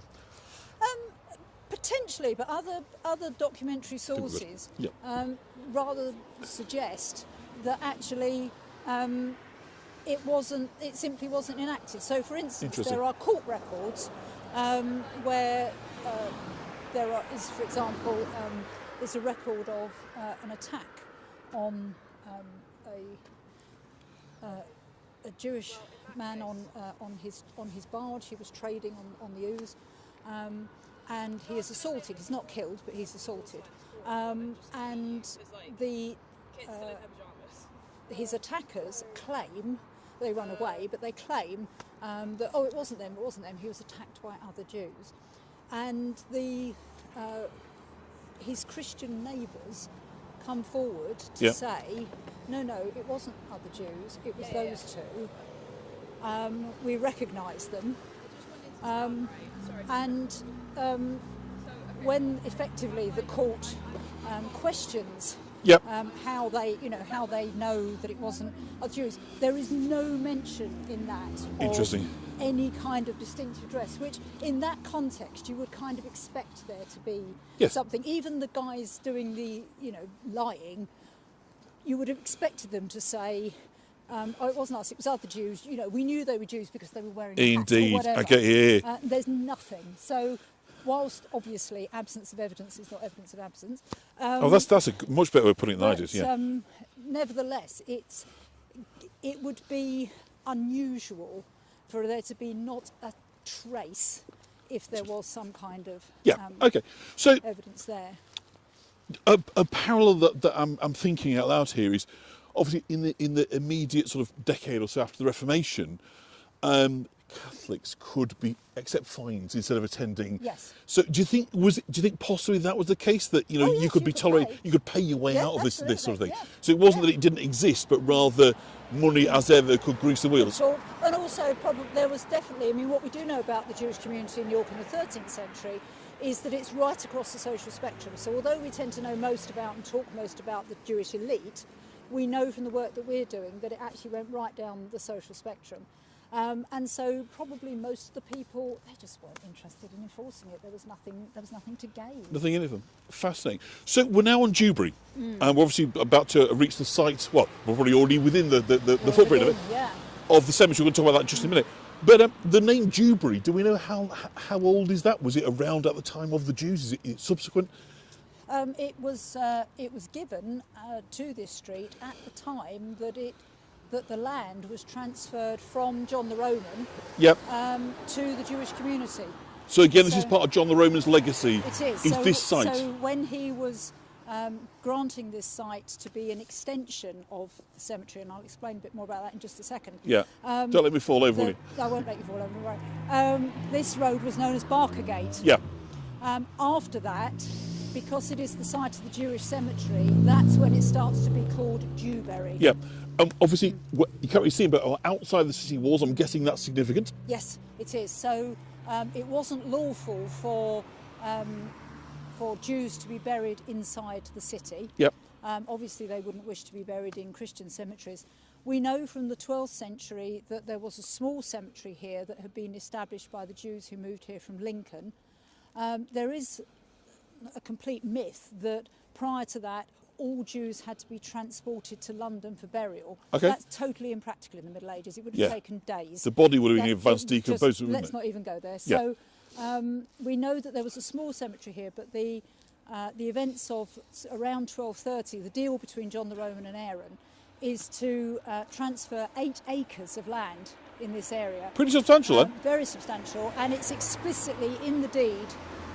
There's a number of things that are really interesting about the deed. One is that it says explicitly it is to be a sacred cemetery for the Jews. Yeah. Now that shows you, given that's written in the Latin, that shows you the level of respect. Yeah. It's not simply, oh, here's some property for the Jews. It is explicitly described as the sacred cemetery. And obviously the Jews couldn't have known about 1290, the expulsion, but it does suggest, doesn't it, that even though we are past 1190, this was a community that was settled and expected to stay, wanting 8 acres. Absolutely. I mean, that's basically 100 years at least, if 200, 500 years, isn't it, of space to bury. Absolutely. So that feels like a community that's embedded, doesn't it? Who are here and they are expecting to stay and they are building strong relations. So that document is signed not only by significant figures within York and within York's chapter, but has Hebrew subscriptions for effectively all the main players in British Jewry at that time. So we have people from Kent, we have people from Norwich, we have people from London who are here to witness that deed. Yeah, so it's a significant... It's a very significant, very performative event. Okay, so from what we know, the Jewish cemeteries were pristine, weren't they? The gardens of the Jews were, lots of secular writers have kind of written about how stunning kind of spaces they were. So that's what we're talking about here, isn't it? It would have lived at these very high standards. Yes. And we know that the building, so I just spin you around here, the not terribly attractive car park of what was Sainsbury's, but controversially just closed down, isn't it? It has. That will not go there. That's another local one. But in building this, presumably there must have been a sense of, hang on, before you put a spade in the ground, there's the small matter of this is on the site of a Jewish burial ground. You'd like to think so, wouldn't you? Yeah. So tell us about the excavations of 82, 83. What happened there then? So when they start to build the car park, bearing in mind that by this point, most of this street, not this end of it, but most of this street has been renamed St Maurice's Street. Yeah. Because there used to be a church dedicated to St Maurice further up there, Victorian church. They start to build the car park, but this area of the street is still called Jewberry. The clue's in the name. So you would think that there would be... The plaque. Oh. Yeah. You would think that there would be an awareness and a caution. No, they start to do the building work. They start to come across bodies, and initially the assumption is that it's just another medieval cemetery. Yeah. Which clearly it isn't. And very quickly it was identified that this was, of course, the Jewish cemetery, and the excavation, the archaeological excavation, was closed down whilst discussions were had. By that point, quite a lot of the remains had already been disturbed. Yep. And there was then an acknowledgement that, yes, of course, this was the Jewish cemetery and not just another medieval cemetery. Yeah. And ironically, Sainsbury's was a Jewish family, wasn't it? Exactly. Yeah. Yes. A bit rich then, isn't it, really? It was really. So the way the remains initially were being treated was not exceptional if it were in a Christian context, but obviously from a Jewish point of view it was incredibly offensive. Okay, so can I just ask, I don't know if you can read Hebrew, but no. is the text at the top mirroring what's said below? Is it the same, or is there... No, the text at the top, as I understand it, is a blessing on the site. Fabulous. Okay, so because there's not much to see, and we've got a long way to get to Clifford Tower, can we walk and talk about this? Yeah. So, obviously, we know, that the chief rabbi put a big full stop on this in 1984. We're going to talk about that in just a minute. But before he did so, What was discovered that is now, if you like, the sort of bedrock of knowledge then from this kind of study of mortuary behaviour, as you might say? Well, what did we learn about the Jews of York? What we learned was they are, as we're walking past this, they're all reinterred here under this gravel area. What we learned was that they disinterred the remains of about 400 individuals. Yep. The graves were in very regular lines. So unlike Christian cemeteries this period, where things get jumbled up very quickly, people get moved after about 20 years, reusing plots. Yep. There was none of that. It was very organised. It was very regular.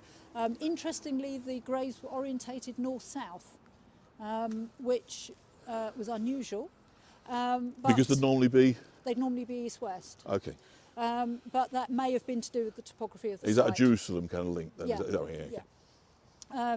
So that was unusual. That may have, as I say, been a topographical thing. It may have been around, not necessarily being able to be particularly precise about which direction Jerusalem was, this far north, that kind of over that way, exactly, isn't it? Vaguely that way. We're not that good at directions, are we?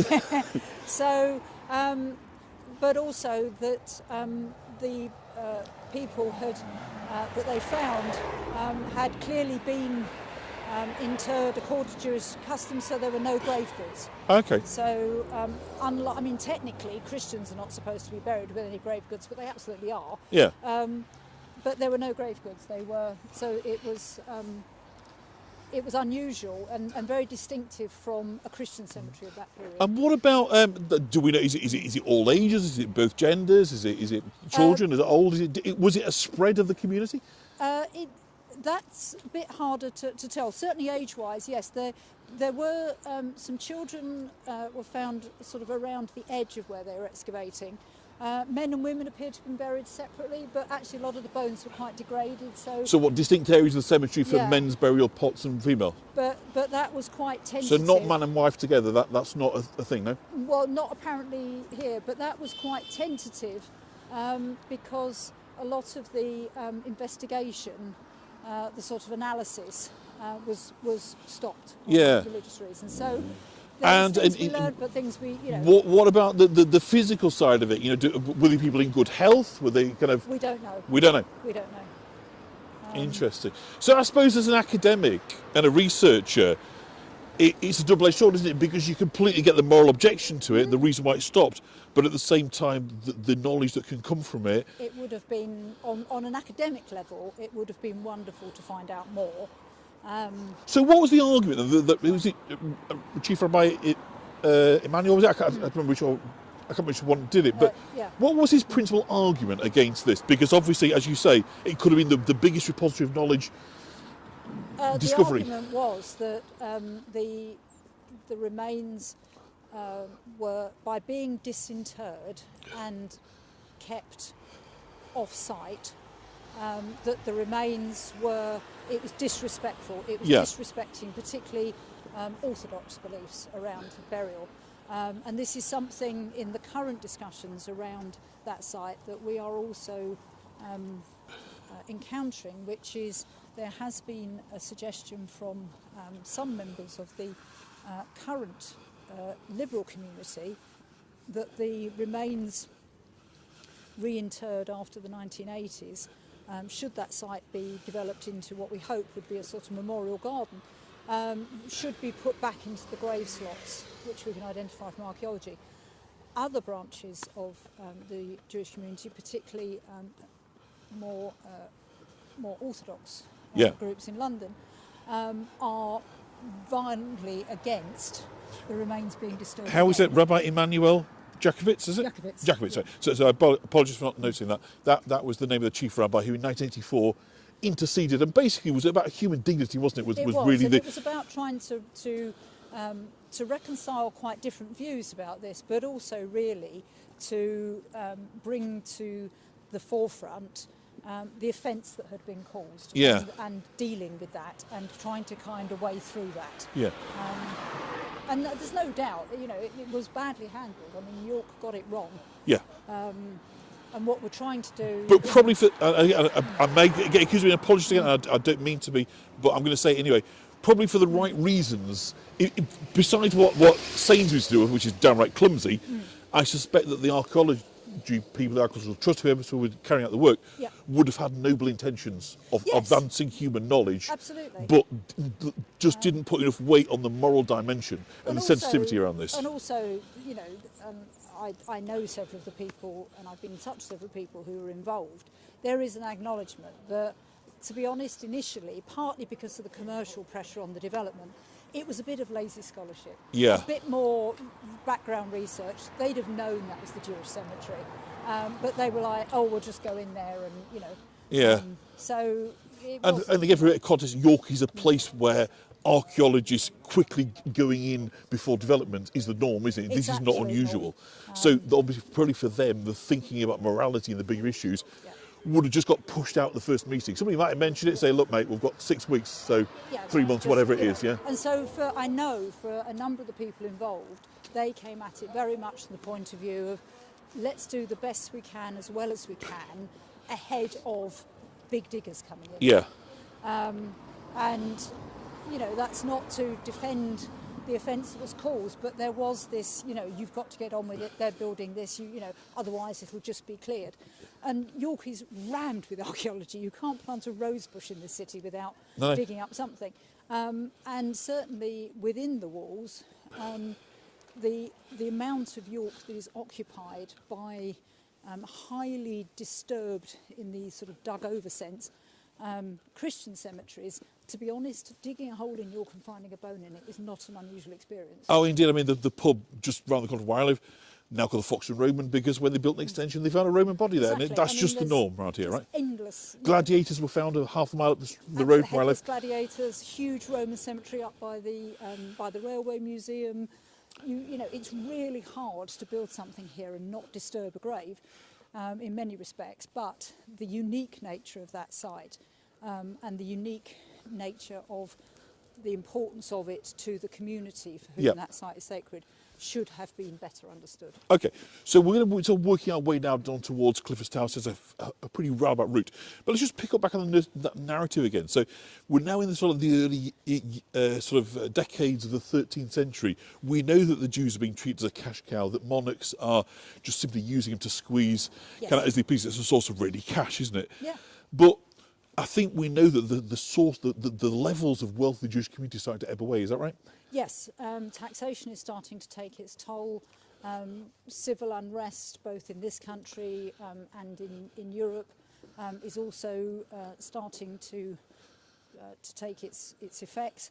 A lot of the prohibition around usury money lending are starting to be more lax. So, you know, to be blunt, they've got competition. Yep. We've got expensive wars with France to pay for. Very expensive wars with France to pay for. So the king is leaning more and more and more on the Jewish community. And the level of taxation is just obscene, frankly. Yeah. And we know this, don't we, from kind of personal, from Aaron of York, we see his kind of fortune just ebb away. It just be stolen. And he increasingly then facing these sort of spurious charges as well of being levelled against the community. Yes, absolutely. So Aaron is at one time. So tell us about Aaron. We've not really talked about Aaron. So let's talk about Aaron. Aaron comes to York. He's so this is the guy whose house is at Coney Street, right at the top of it. Yep, Street. Right. So the biggest house in the city. He's part of the group who come here from Lincoln to resettle the city after Clifford's Tower. Yep. Which is surprisingly, to my mind, soon after Clifford's Tower. It's like 10 or 15 years at most. And the community, at the King's orders, it comes here from Lincoln. Aaron, the communities we know had very close links with each other, so it's quite possible that Aaron was related to people who died in Clifford's Tower. But he comes here, he inherits his father's properties and businesses, and he builds them up. And he, by the sort of 1230s, 1240s, he is recognised as the richest man in England. Yep. And he is appointed as what was called the justiciar of the King's Jews. So effectively, he's the community liaison. Yes. So but it's not particularly a religious role. It's more of a secular relationship role. Yeah. But it's his job to make sure that things like the taxation is collected. Yep. So it's a thankless task, frankly. Am I right in thinking this would have been Henry II's reign? Yes. It's a pretty stable period of English history, isn't it? Period. He's a pretty, by medieval standards, he's a pretty sensible ruler, isn't he? He is. Very capable wife as well too. Yeah, Eleanor. very capable wife. He's one of the less murdery kings. Yeah. You know, so it's mostly sort of, you know, reasonably okay, good times. So that's the context within which Aaron so is arising but also falling. Yeah. Falling. So, but as financial fortunes within the kingdom start to shift a bit, Aaron and his community become more and more heavily taxed. The king asks him to loan money. It's not a loan, of course, it's just theft. But because he's really squeezing Aaron. And it's starting to hurt now. It's really starting to hurt. And there's no way to rebuild this fortune, the opportunities to... Because every time he gets money, it gets taxed. Yeah. So every time he tries to do anything, it's taxed. So his assets are taxed and then later seized. The other communities in England try to help him, so he becomes indebted to them. He is then accused of theft, actually. Yeah. And this would have been a national figure, wouldn't it? People around the country would have known who Aaron was. Absolutely. This is the wasn't he the lead? What's the position of the leading Jew? I forget the name. Justiciar. Justiciar. Yeah, that was him, right? Yeah. So there are two leading positions. One is the presbyter, which is effectively the religious leader. Yep. And the other is the justiciar, which is, as I say, the secular leader. And Aaron. So he's the top guy. He's absolutely the top guy. So he's often in London, very much part of the King's court, but it's purely he is the cash point. Yeah. So he would know the king personally, wouldn't he? He would know the king personally. Yeah. Yeah. Interesting. And so we know that by the 1250s, he is being absolutely squeezed beyond everything. He is declared bankrupt, so even the king can't squeeze anything else out of him. He dies a few years afterwards. But what I think is rather lovely is the Jewish community of London pay off the debts on the mortgages on his property on Coney Street, so that his wife Henna and their children can continue to live in his house. So they weren't denied his wealth, because I think in around this time, was it, there was legislation coming in that was preventing Jewish children from inheriting their parents' estates. They were being forfeited to the crown. Is that right? That's right. So I mean, this is a really heavy-duty squeeze now, isn't it? That's being applied. So, in practical purposes, Aaron's house on Coney Street effectively becomes the property of the Jews in London, who the king is, of course, still exploiting financially, so he has no reason to oppose that. But they do that in order to allow Aaron's family to continue to live there, and Henna lives there until her death. Yeah. Unfortunately, his children are amongst the people expelled in 1290. Yeah, so it's shabby treatment, isn't it, really? It is. I mean, at the end, there's a very lucky practice. And another thing just to ask you, again, before we sort of get to, because I want to move to 1290 quickly, and then we can really focus on 1190 for the last 15 minutes and really get that story down. Yeah. But there was also this imposition of wearing, is it a tabula or whatever they're called, the tabulets of Moses. And again, I've got an image here. So the same question as before, would by this stage, do the Jews have the power to buy their way out of this, or was this now, so we've got, oh no, it's not in that one. I thought I've got one with the, that's pointy hats again, so hang on a sec. Is it, oh, it's here, I think. Yeah, so you can see there, the two, so again, we've got the Moses tablets on there. So by now, we're in the mid part of the 12th century, latter part of 13th century, I beg your pardon.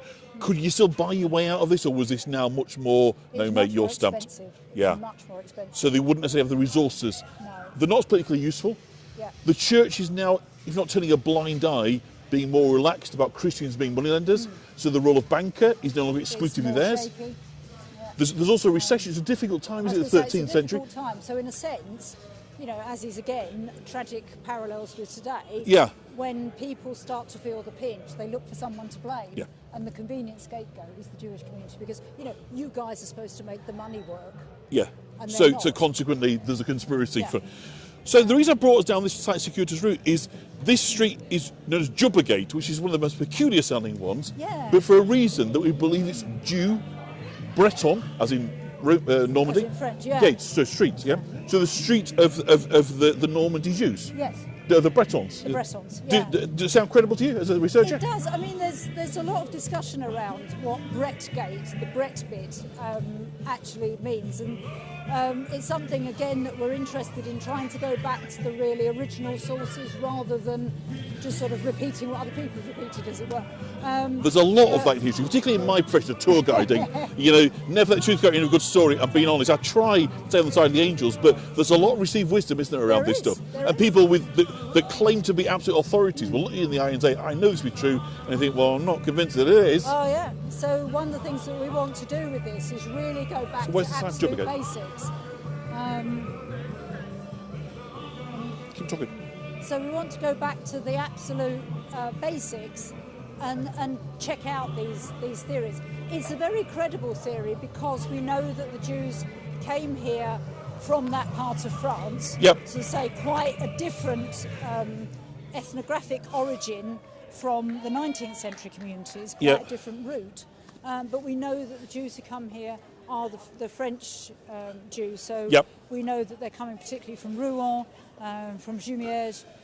So it's what we'd call Brittany rather than Normandy, isn't it? But I guess at that time it may well have been a part of the Norman kingdom, I guess. Yeah, I mean, if you start... Because France doesn't really exist at this point, does it? No, I was going to say, if you start trying to draw boundaries in this period, good luck with that. Yeah.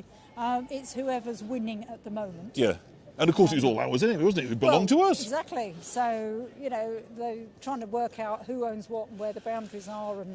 And of course, depending where you were from, you would have quite different views about that. Yeah.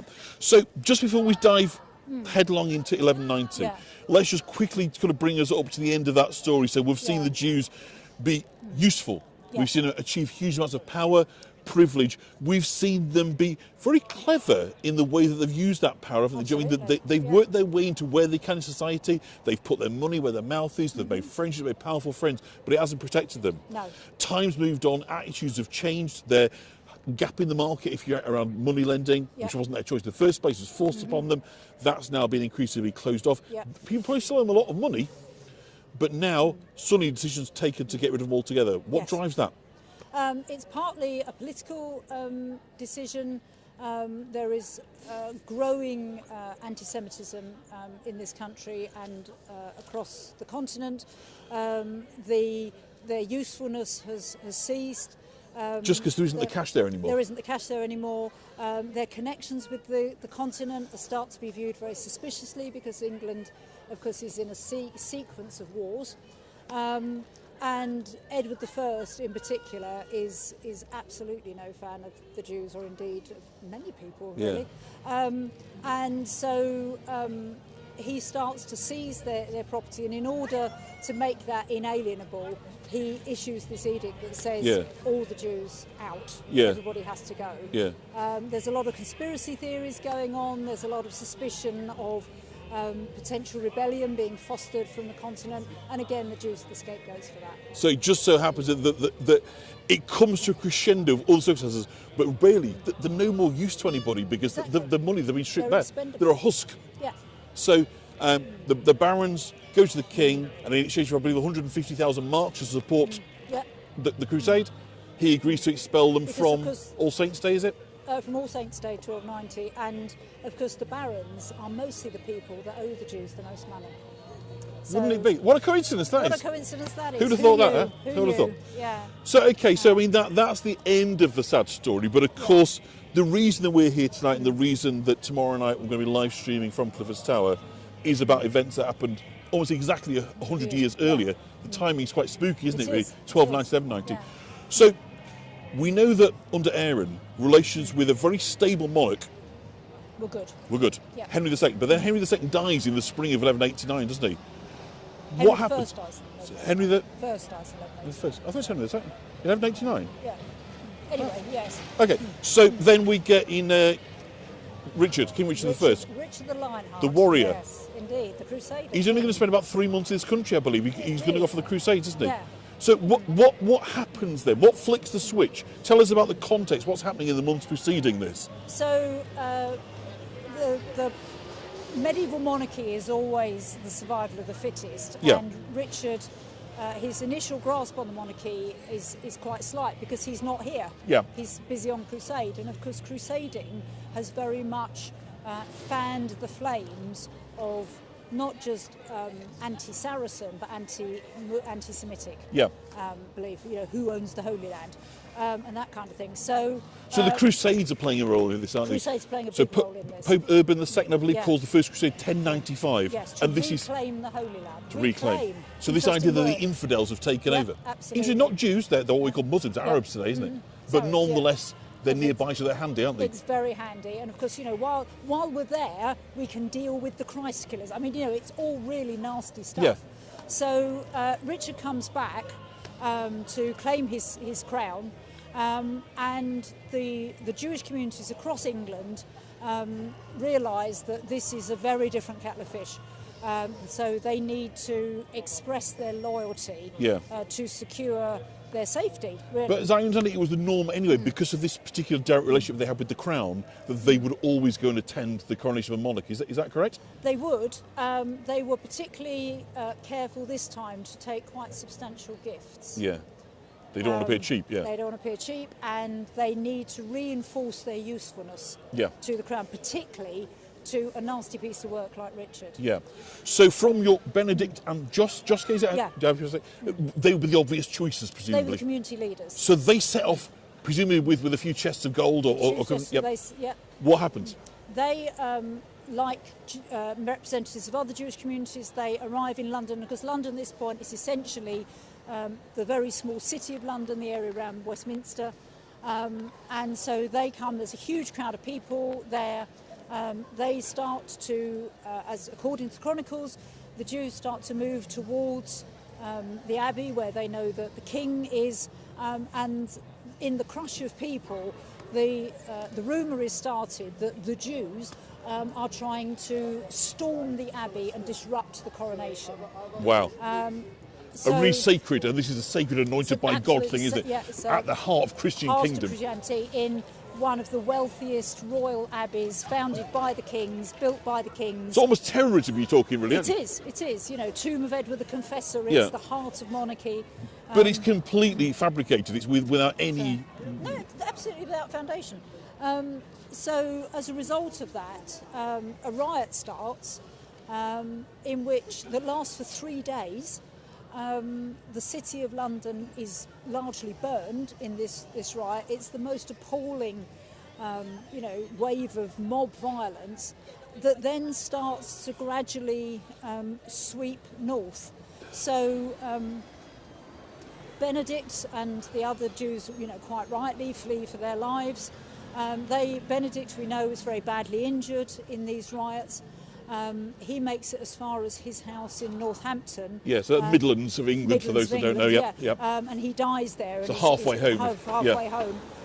Yoshi does make it back, but they are ahead of this tide of vile anti-Semitic violence that is gradually sweeping further north. So it hits Norwich, then it hits Lincoln, and then tragically in the early weeks of March 1190, it arrives in York.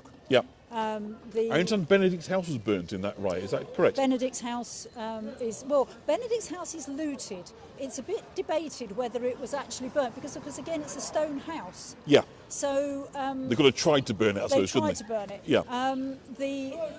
The mob, which is being supplemented and whipped up by this really nasty piece of work called Peter the Hermit, who's a member, claims to be a member of an order of friars that is rabidly anti-Semitic. Yeah.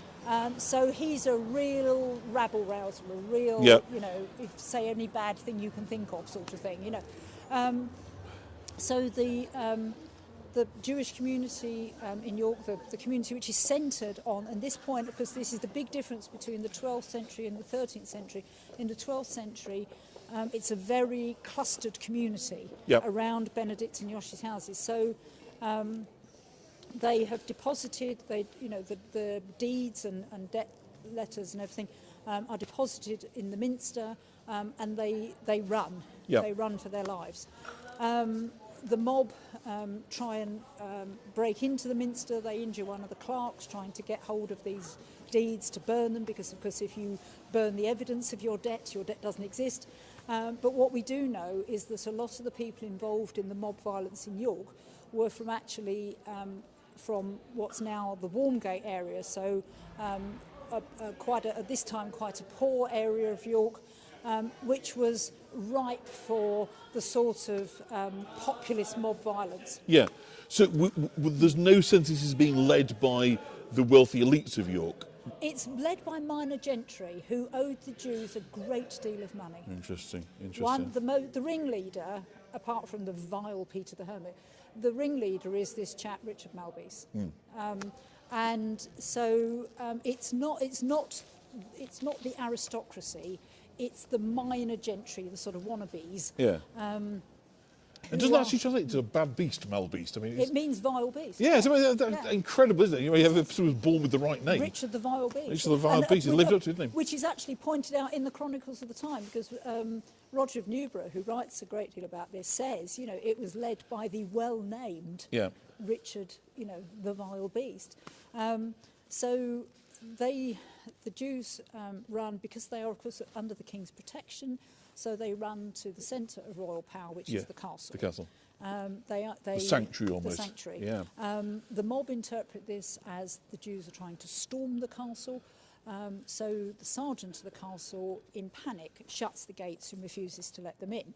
Can we just stop the story there? Yeah. Because in the spirit of putting silly stories to bed, let's talk about Rebecca, the Bloxham tapes, because we have a kind of apocryphal, I think it's apocryphal, you're going to confirm this, I'm sure, story of a lady who went through some kind of hypnosis, had claimed to have lived several lives, one of which was Rebecca, a Jewess of York, who claimed to have been in the tower at the time, complained to have witnessed it, somehow had got out, hid here, and through therapy in that church. So tell me, as the leading researcher of York, give us a definitive on that.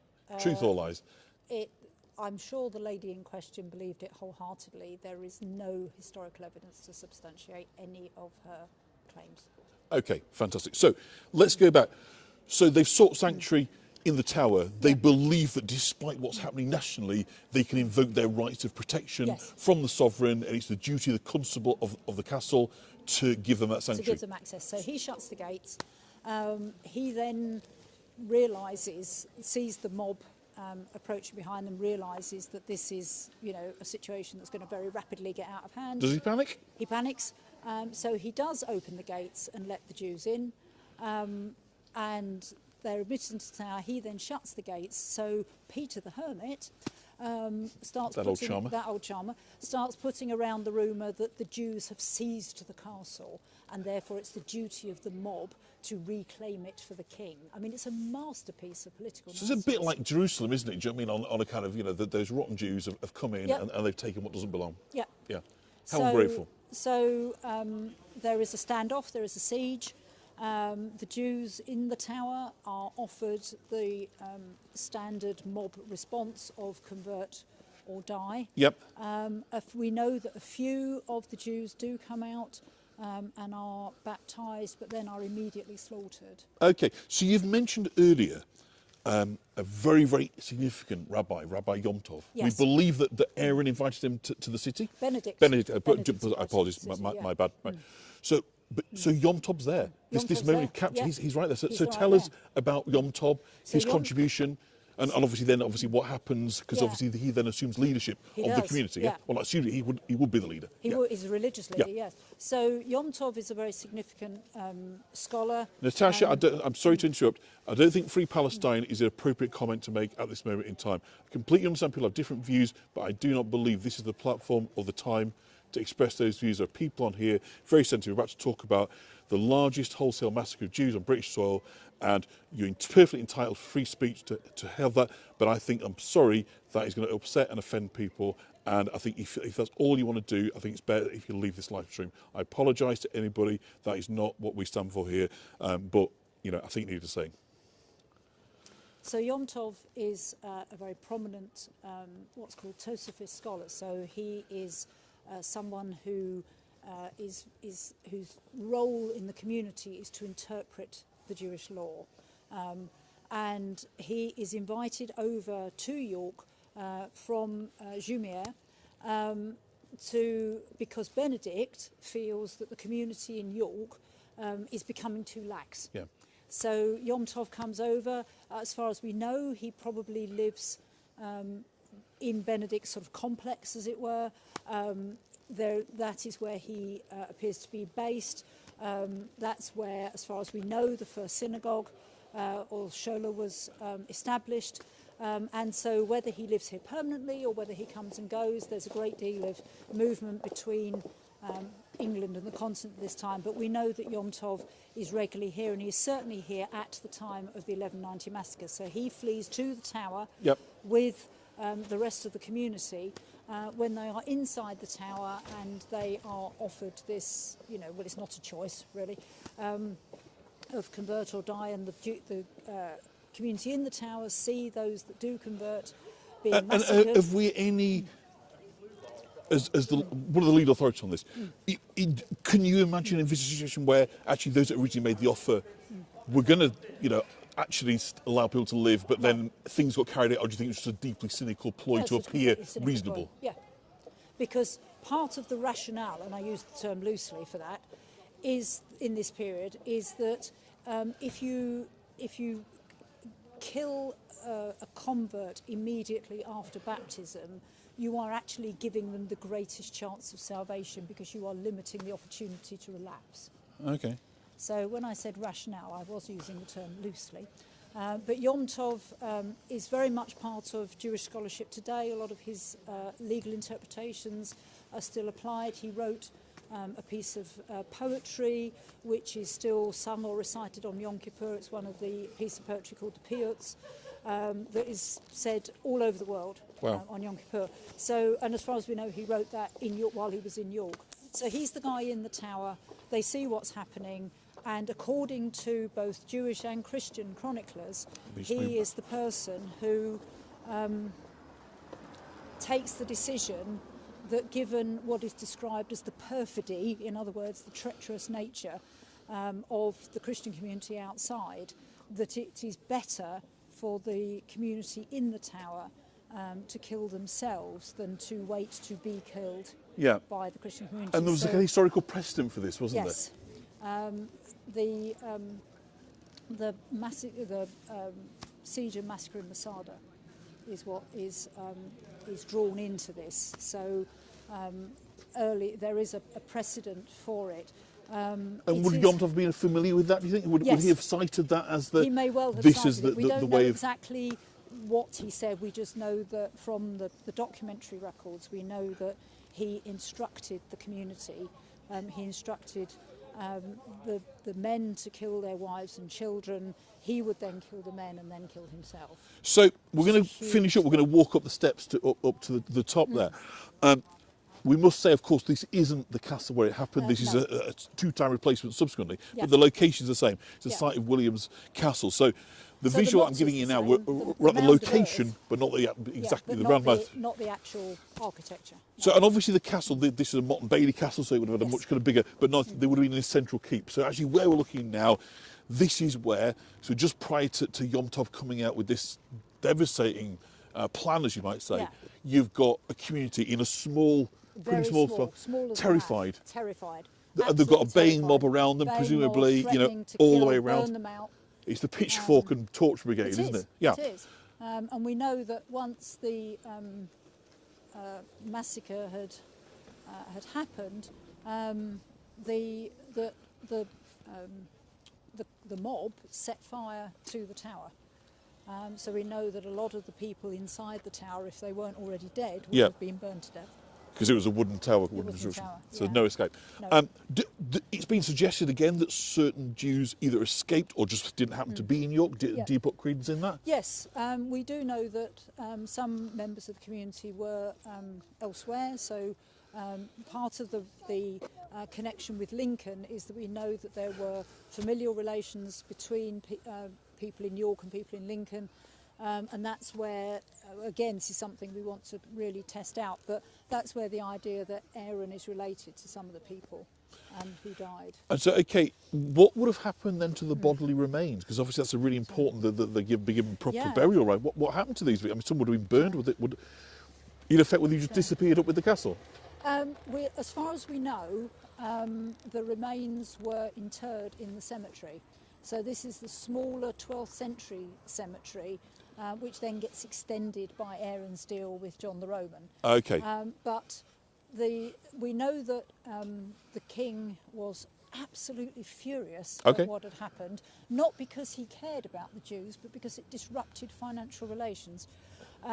So you know the cash is going on. It's the third crusade now. It's really important because the first two crusades have been theoretically successful. They've reclaimed Jerusalem, but then people can't hang around forever defending the Holy Land. They come back, and bit by bit, and then what happens is like ISIS, a really strong force under Saladin, brilliant warrior, come forward. They retake. And so you've now lost Jerusalem yet again to the infidels. Absolutely. Third Crusade is called, and there's a kind of fever pitch about this, isn't there? Do you know what I mean? In terms of the preaching of that crusade, and that's the backdrop, isn't it, into which Benedict, unfortunately, and Jossie have to go into London. Is this view? We're just about to go to the Holy Land to kill infidels. Why would we want to be sharing a church with them? Exactly. It becomes a horribly simplistic, doesn't it? It's almost like it's a tragic accident of timing.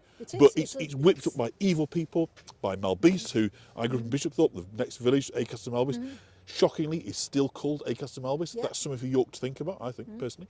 But, you know, it's Peter the Hermit, it's Malbis, it's those that are indebted to the Jews that have an awful lot to gain. Something to gain. They ally themselves with this rabid mob that presumably are led to believe that the Jews are, you know, both breaking sacred vows in terms of the coronation, but also looking to do them bad, you know. And it is literally rent a mob. Painting them, you know, as basically, you know, subhuman. Get rid of the Jews, you get rid of your debts. You know, you do this, it's, you know, the king will be pleased because, you know, this is cleansing England and all this sort of stuff. And of course, actually, from the king's point of view, it's the exact opposite. He's absolutely furious. The mob leaders are,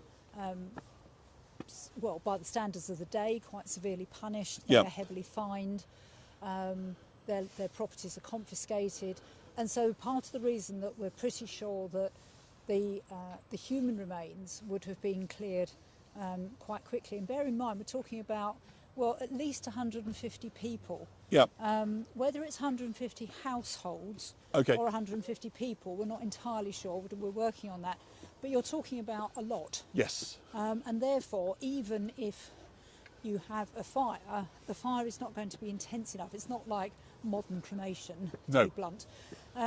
So you're going to have a lot to deal with. And the most, well, as far as we know, and from the, I have to admit, rather scanty documentary record, it appears that the remains were moved to the cemetery.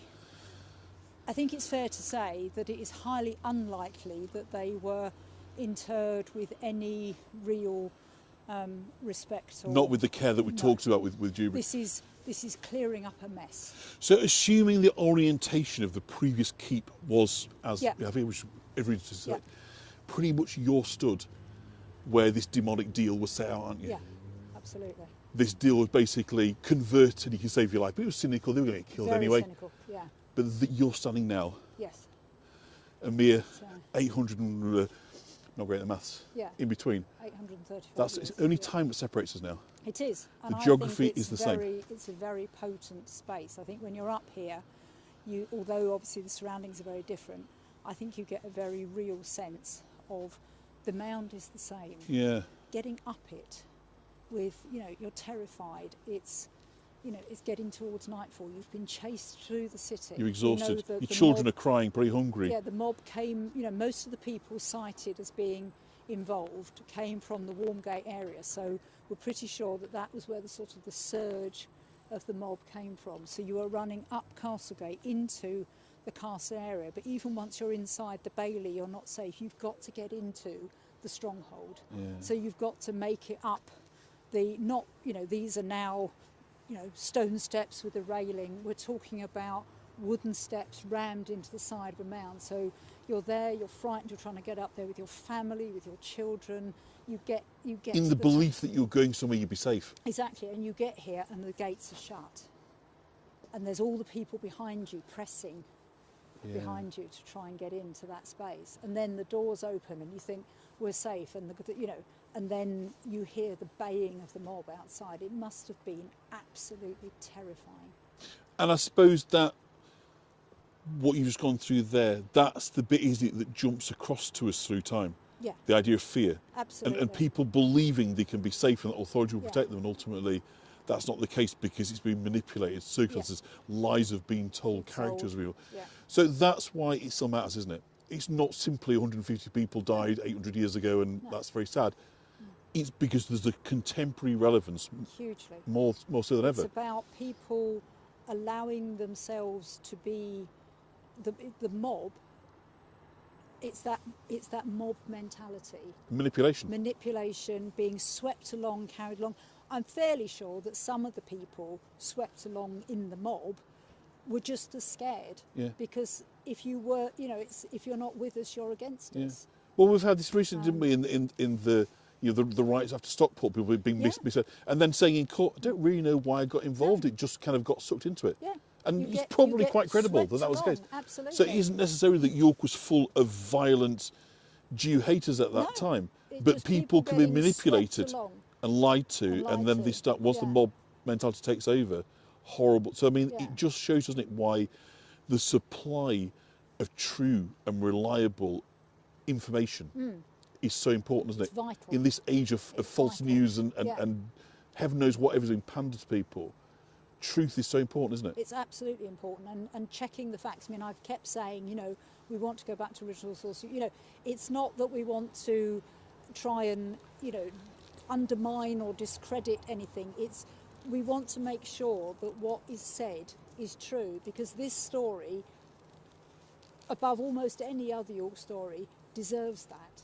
It deserves the truth of what really happened to those people on this site in 1190, and not to try and make that, with the stretch of time and the fragmentary nature of evidence and all that, to not do our best as academics, to not do our absolute best to test the veracity of what is said, is to do those people a disservice, and I have no intention of doing that.